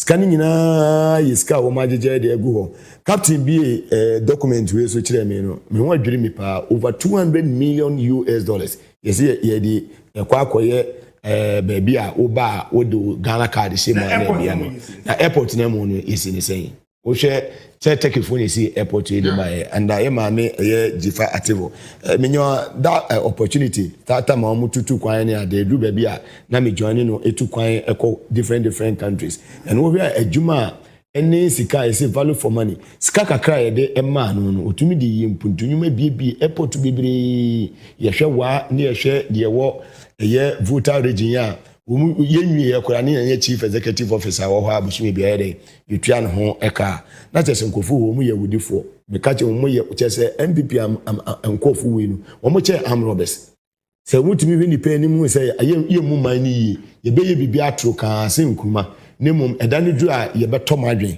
and baby a edro no Ghanaians are discerning enema bi a nipa ye no way back in 2016 enya ade ese mistake no nipa ebe repeating ene sami for no me no nyina neto se na wudi eye V8 ejina wona se office of fail tank na obewie no ebe babo ma no no atua be 2200 na 2400 Ghana ansa ni watumi afele eye Land Cruiser no ama tank na ye etumi ayema ti se nei wuye jumani enka ne wuye adwuma ewo ebia bank bi eti se Heritage Bank ya eye yemia agongo eti se eye Royal Bank ya na eye Alhaji Adamu Edia so we say two banks ya na eye nuanom ntafo omo Ghana ha two banks pe ntafo omo banks e Ghana ha no mienu pe Alhaji Sedu Agongo ene eye Alhaji Adamu Global Haulage na so kofu we tumi hwe yakopon nim say your vice president or chairman of the economic management team egusan kofu mienu eye banks a omugu ni nyina no ne ehia just 9 billion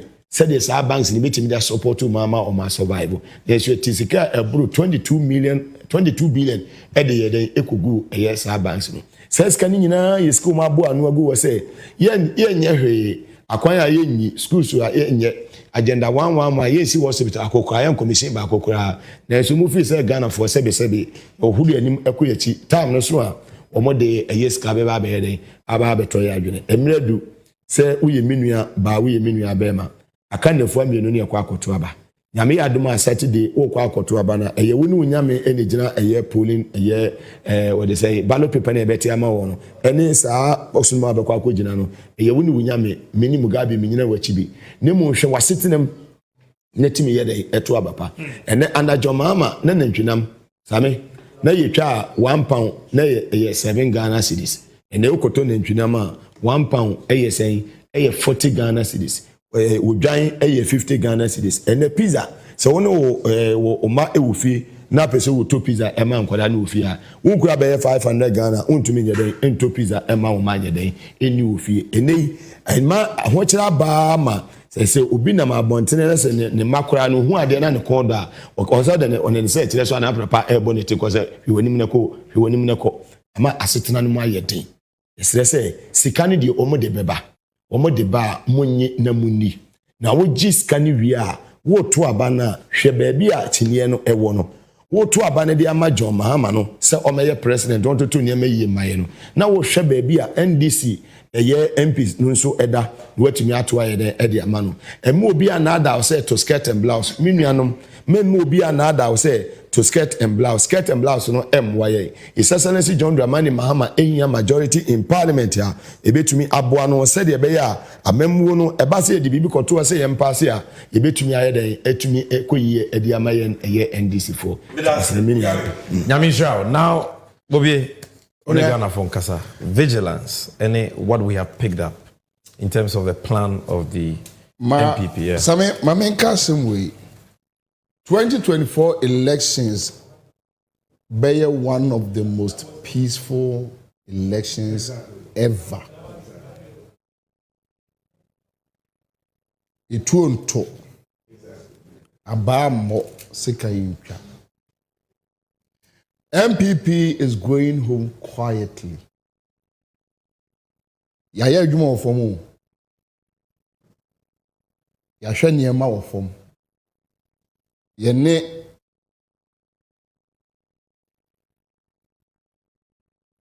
Sami akasa wo fom. Etu onto Abambo. We will not lose one soul. Trust me.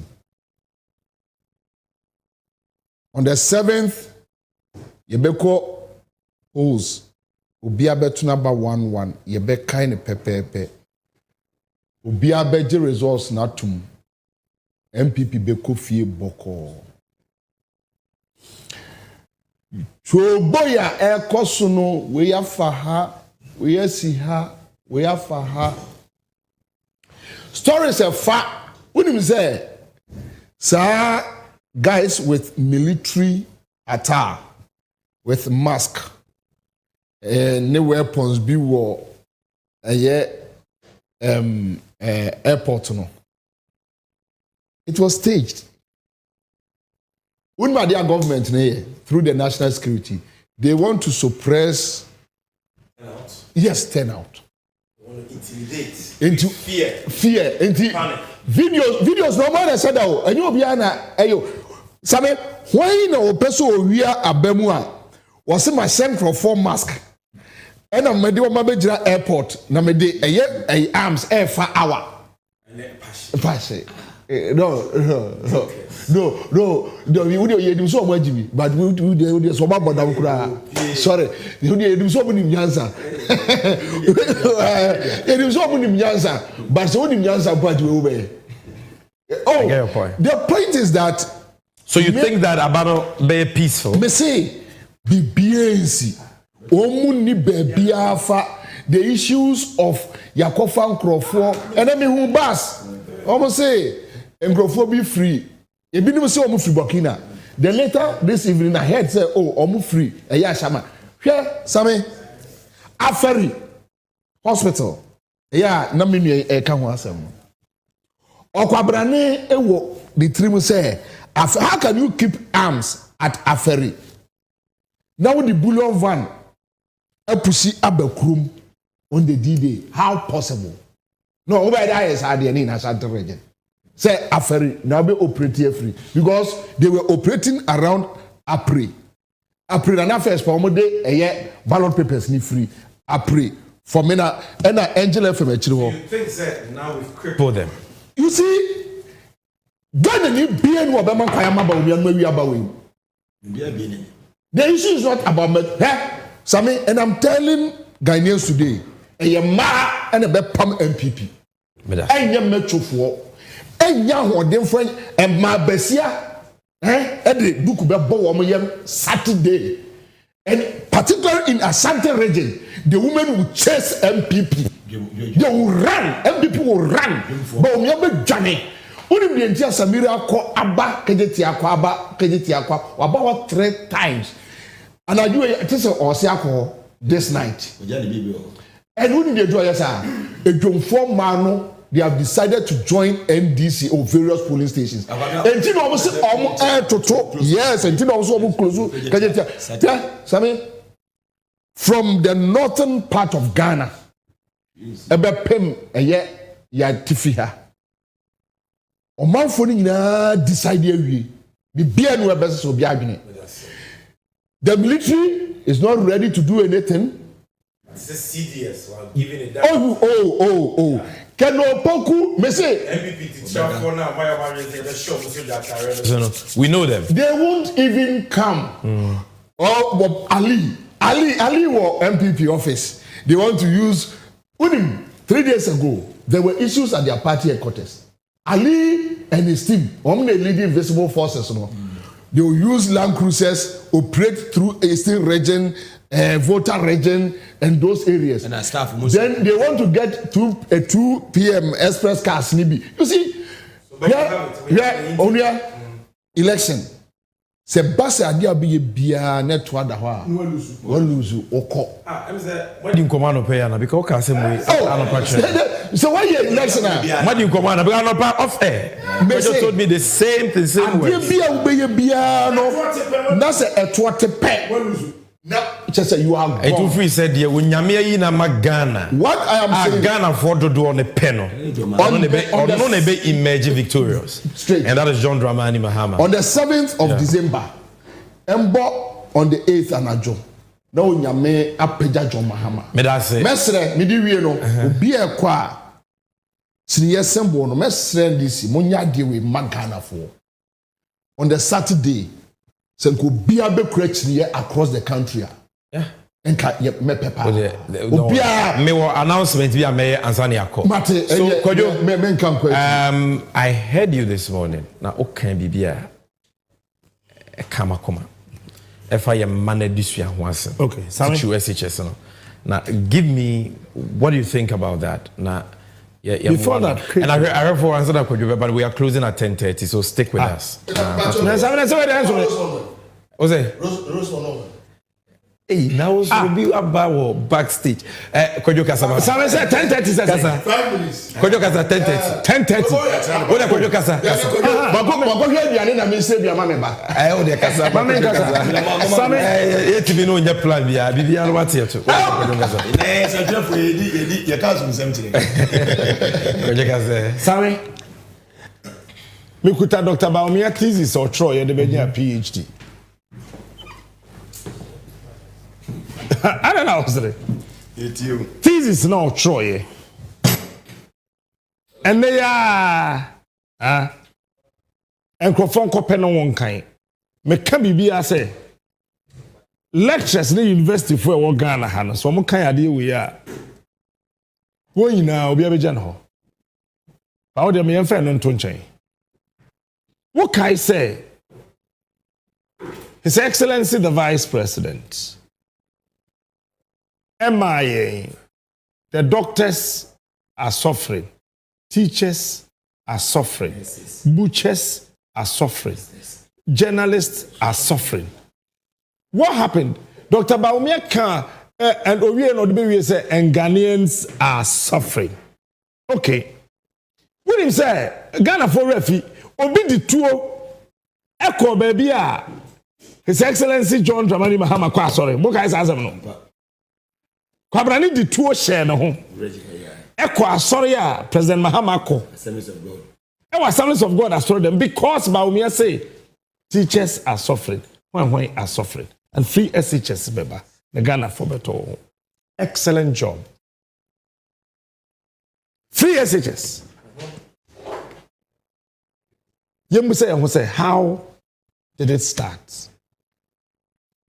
Me kona do ho nima. Me kona do ho nima.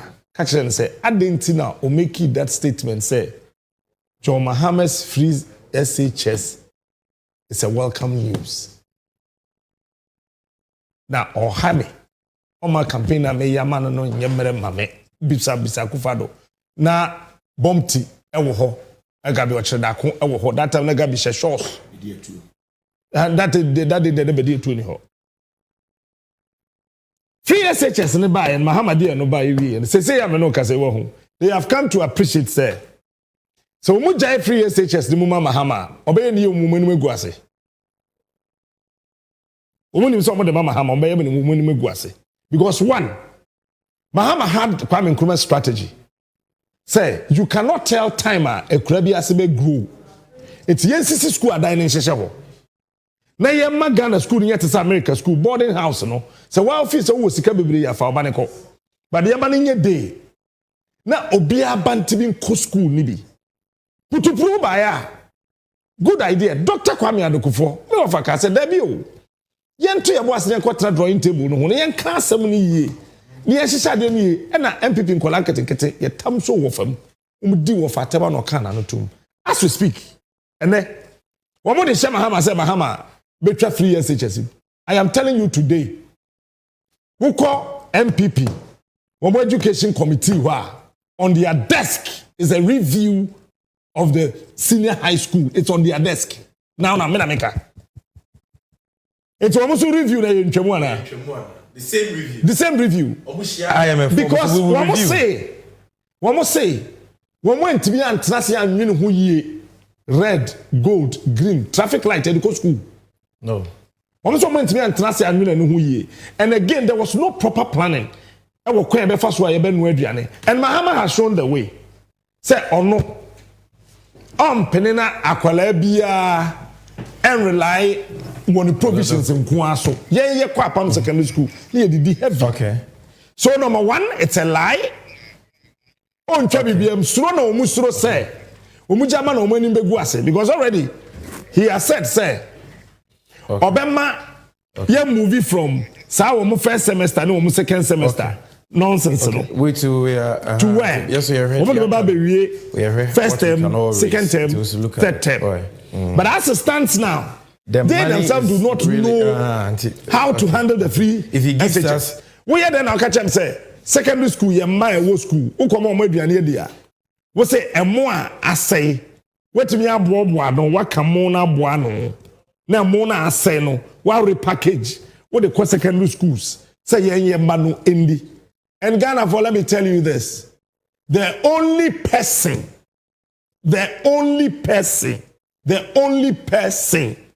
over to me amma ye man dachi aya kono as far as free senior high school is concerned ejo mama and I will explain hwe minua say ya me no ka say when I want SS2 when I want SS2 say SHS2 say then one more form 2 no afa no matro form 1 exams nipa no form 2 and ultra form 1 exams or form 2 ultra form 1 exams what they are not to nchen one way course say form 1 for a school obi nchebe maybe an eba school ya kire na de ye nchire student na de besi ye ya say am no ka say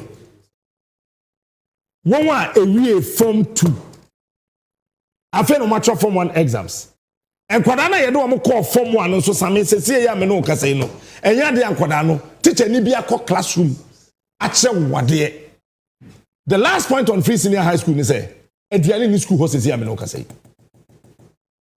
and I have visited not less than 17 secondary schools across the country. No food eduane bia ni ho ankwala ni bedi Medi bread. Eduane ni ho. Emo na asai na omo de koma omo so asa. And let me say it again, the only person why you be my yehu. Basic school are dying papa gu ho. Na double tracking. Same enkwala ye omo ko school yi. Omo ba fie 20th December no mama kwan. Mama tena fie sa. Omo ko school da be. 3 weeks no makodi ni aso ye nkire wo mo de. Na ade na bomo so a esa opetani nyansani no boa na wo ye ne na won kan chance obetwam mahama will never ever coming ade no be ye ne ye me ne ye nya so mfaso ye same me meto aba mahama meto aba mind this because me nya ndisi ni ye pende sa akra wo de to ma John me de meto aba ama John Dramani Mahama because me to mind this me nya ndisi ni ba me meto aba Mahama. What did I mention? That's right. Number 2, Sammy. One can say, we have NBC Communications Director, we are to change. Now, maybe so on your mammy and son. Send back. Hospital Ben Pan and one Ghana ha a super MPPDC. Okay. Number 2. Semi Poly. University, don't call you. Semi Polytechnic baako pɛ ɛwɔ Ghana ha MPPDC ebi ne homboa semi Polyclinic ɛkɔ hospital baako MPPDC ebi o okay semi University baako MPPDC ebi o David unya bi o sa ka se bi o ebi ne o David point are you generating kanye ya so wo ye fie. Yeah. Semi baako pɛ MPPDC here. No. Ebi ni ho. No. Oh sir. Next time one secondary school. Oh my chance. No more dairy. See. That is why me can say me am a party MPP. Can election we need to say contested. Esenka ye pagana facho. Ne catch even political parties nan kan Mahama Krabe contest and say munyai uja for nonko. Nonko wie niyama na.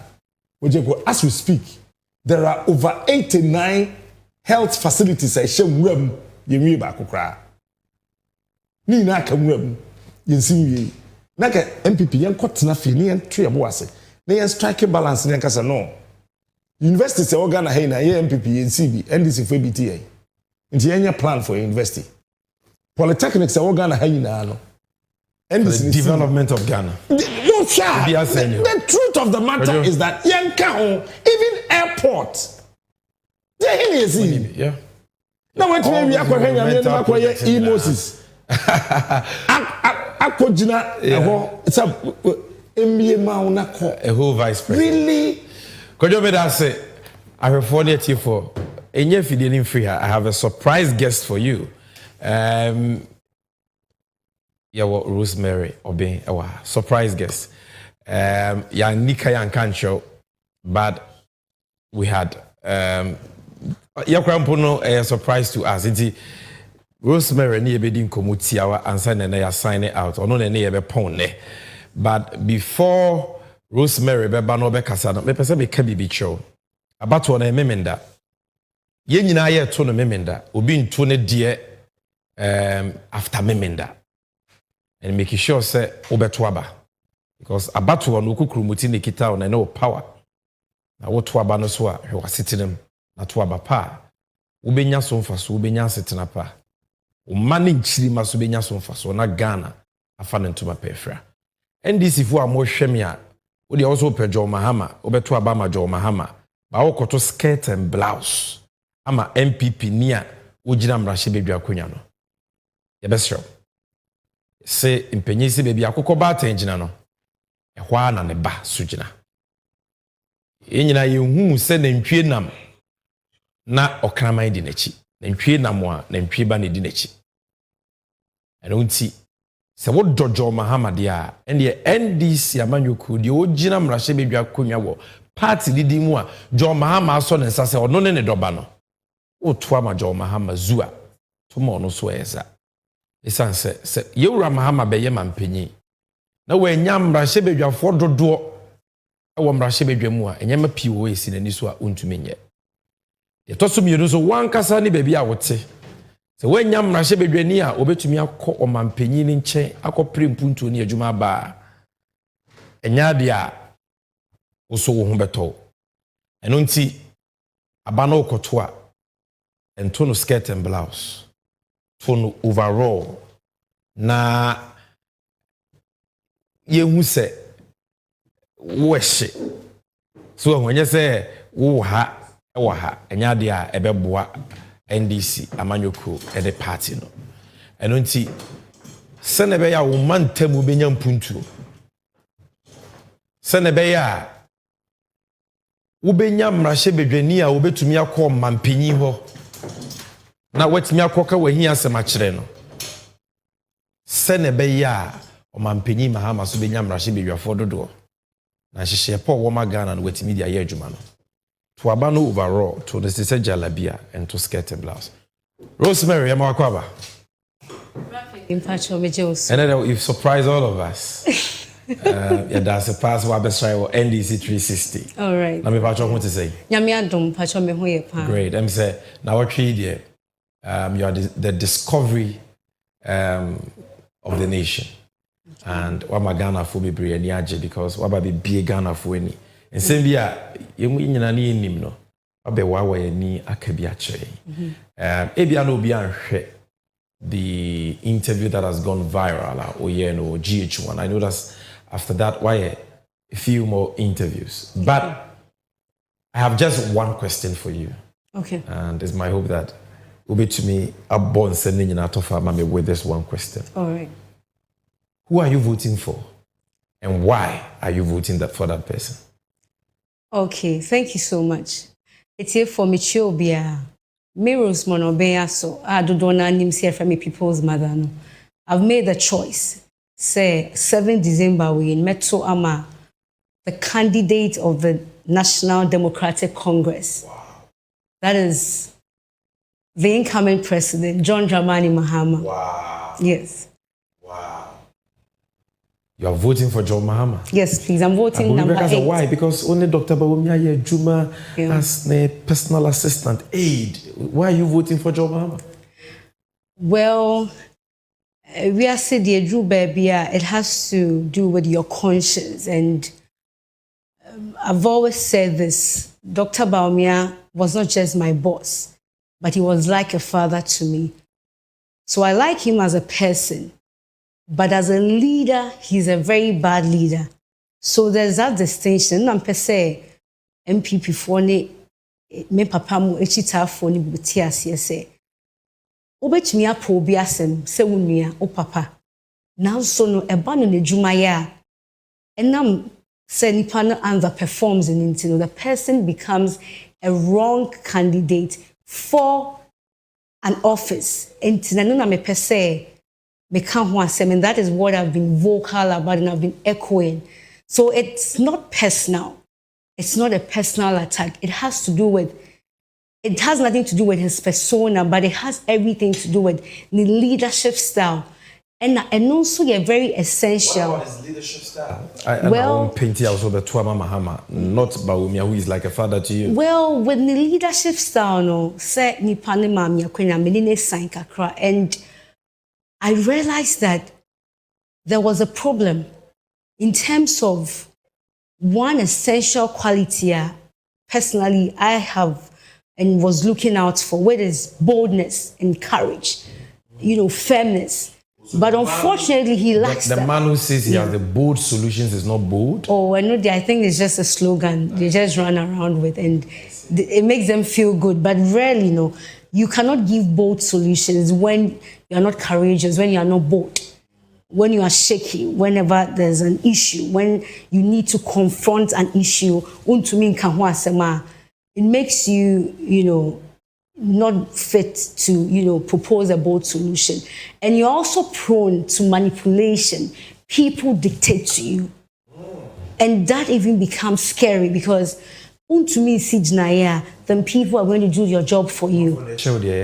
And it's very chaotic. And no,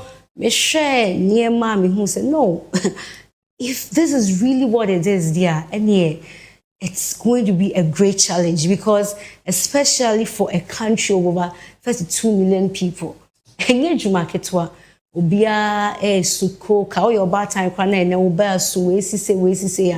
can't be overwhelmed. It's a bit krama kanesa no Kenya ye nipa bi na agema no esiboni anka maboa me papa no senka onfa na kode nto kakra na onhwe ene mebi toto ne mebi ye won husani asem. But people are just taking it out of context thinking say I'm attacking him personally. It's far from that. It's far from that. It's about the leadership style. The leadership, and it's very crucial. It's everything. It's said that leadership is cause. Yes. Every other thing is effect. And I so think penino, the yes, nyane yes. It means jina ye nani pana chen the onye use in the left, right, center. And it means Captain Smart take no. As Mr. Captain Smart when the oka was on payment penyo be toy. Aba nyoka ni di aba wo mo pa. Me I have. It was glaring. I saw it.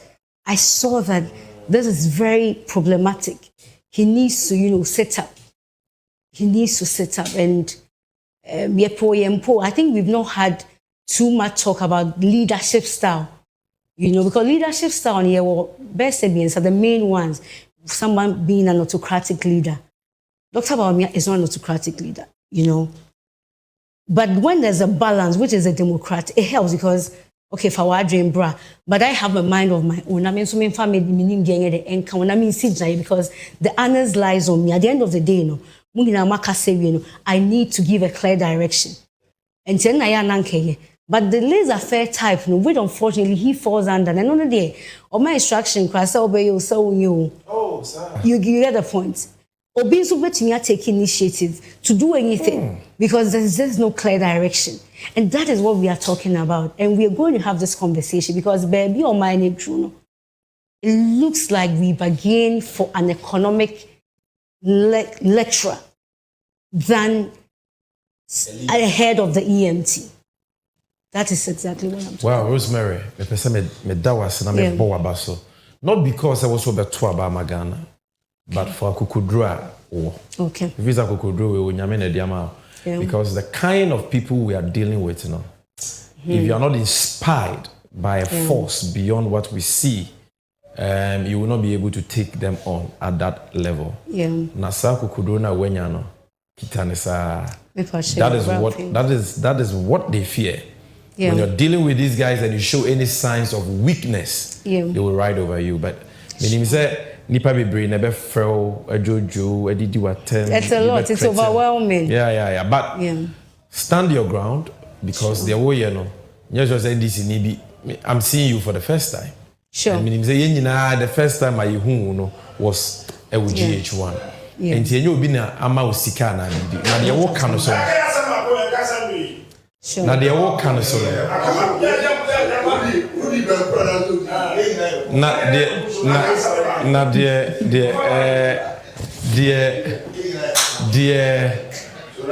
web fiti ase na wo ye no. Okay. Meaning say ebe boa dipa bebre amoma make the right choice. And I would like to have the opportunity to just clarify something. Yeah. Say obi betna baby akase obi ama misika na say that is just flawed. The reason why I'm saying this is that on any day my former boss, and who is still the father, has all the resources at his disposal as the vice president of the country. A dear partner me here, me papa to me family. A dear partner me here, I can't talk to him. Say, I need this. What kind of settlement can he not, give to me? So, a baby krana me pekra. I would have just kept quiet, I hope I come in anymore. So why am I speaking? Exactly. So it's just force. Maybe one from memoir. It's so sad, and people are just trying to go to the gutters. I'm not going to go to the gutters with them. And we need to hold our leaders accountable. Exactly. Yeah. Exactly. But maintain your composure. All right. The why you don't know the impact. Nipa bibrewa we be on any.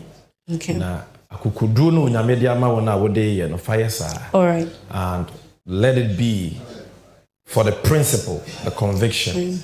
And minim say onyame be hye ne ho animunyam. Yebedi nkomo. And I know say you have the support and the prayers of Ghana for Bebre. Sure. Okay. I like the way you said that this is a conversation we must have. And say, and you know that is a kind of spirit.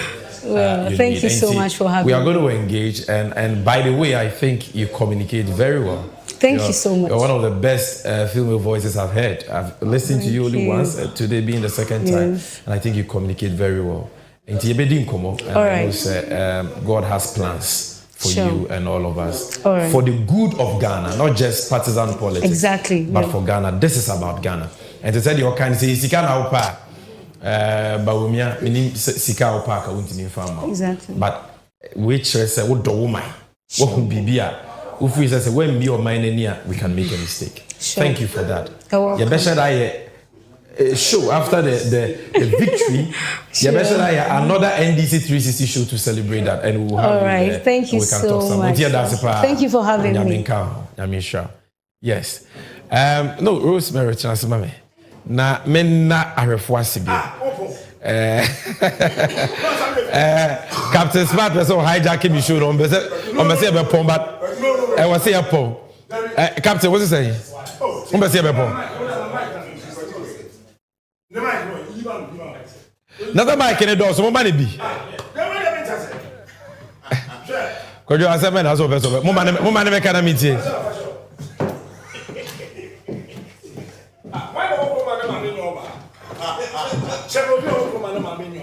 Could you 1 minute? Then Oba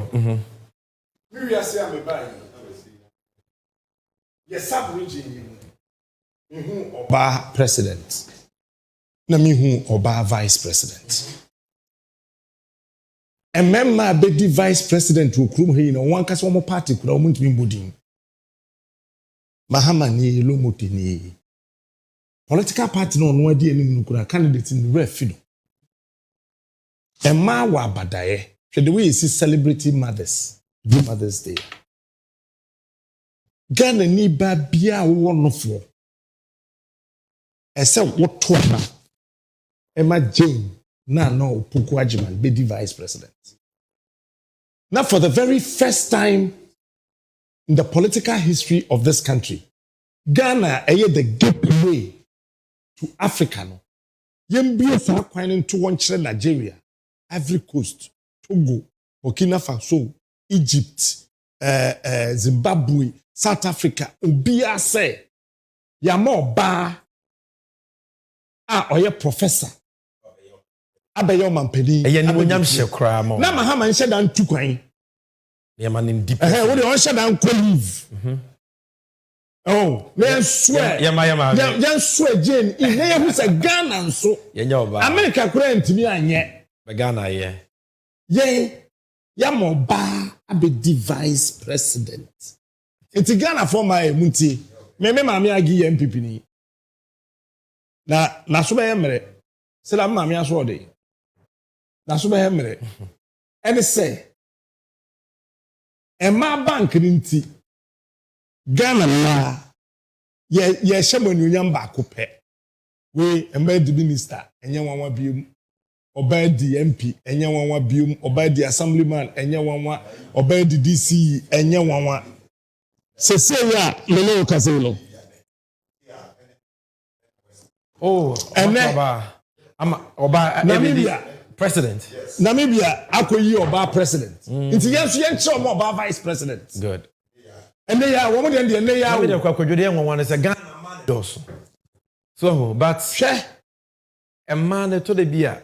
You see, once President Mahama Tinya making this bold commitment to empowering a man at that level, me free say every a man what Ghana hay na no maboso. Sure. Sammy, now if not for anything, yenya Oba vice president. Good. Na ye mama no ye papa no ma wo mu academia no. Lecturers no ne ade no hunu say Oba odi kan ye vice chancellor. Sa Oba no wafro abeye vice president. Abeye Captain Smart, vice president. Very important contribution. Now, media ne Sami Jenfi, me NDC Amanyoku Achiamehene. I brought you this grand finale edition of NDC 360. Me pacho, baby, our voters ID card de be ahwehwe. Na I'm making a point to vote on Saturday. But our card ayera en kaze no ntu nkoto aba. Me abegina mi hu me voters ID card. But abatu omra ne say unhia voters ID card na de ato aba. Se wudi wa abatu ngoma ni mu nko ade a obetumi ato aba memene day. So just go to the polling station. They will locate your name in the register, your photo will be there, and you'll be able to vote. Now what to aba no so a afi kai say ye nto aba ma party ana hyenso de ya aboa. Hyenso ye nto aba ma aboa. Abato de eno ani chinye. Nti oji a enhwe soro okra soro no party se wo no obi a hyenso de ya aboa. Hwemfimfi ho ubehu chinye fefefe chinye ne nchen wa baby adaka no wo no. Now the kokromoti emfa on satia kokromoti wo de team ink pad ni mo. Emfa team what tin say for team we say. Not vertically, horizontally. With the team ho ba kope. Ya the ballot paper ne ban wa. Hwe kire say easy for stamp si wo. Stamp si wo na je say nye papa. Hwe ni mu no so hwe make sure say ink bi anya so no man ka say wa ba no asai. Na fa wo kokromoti bo ink pad ni mu fasi chinya ne nchen. Na yento aba e den sesapa ebeba. Na ma yempuntu na ma ya setena pa. Yebesan so ahia biem. But until then, the media on say, she was sitting na to abapa.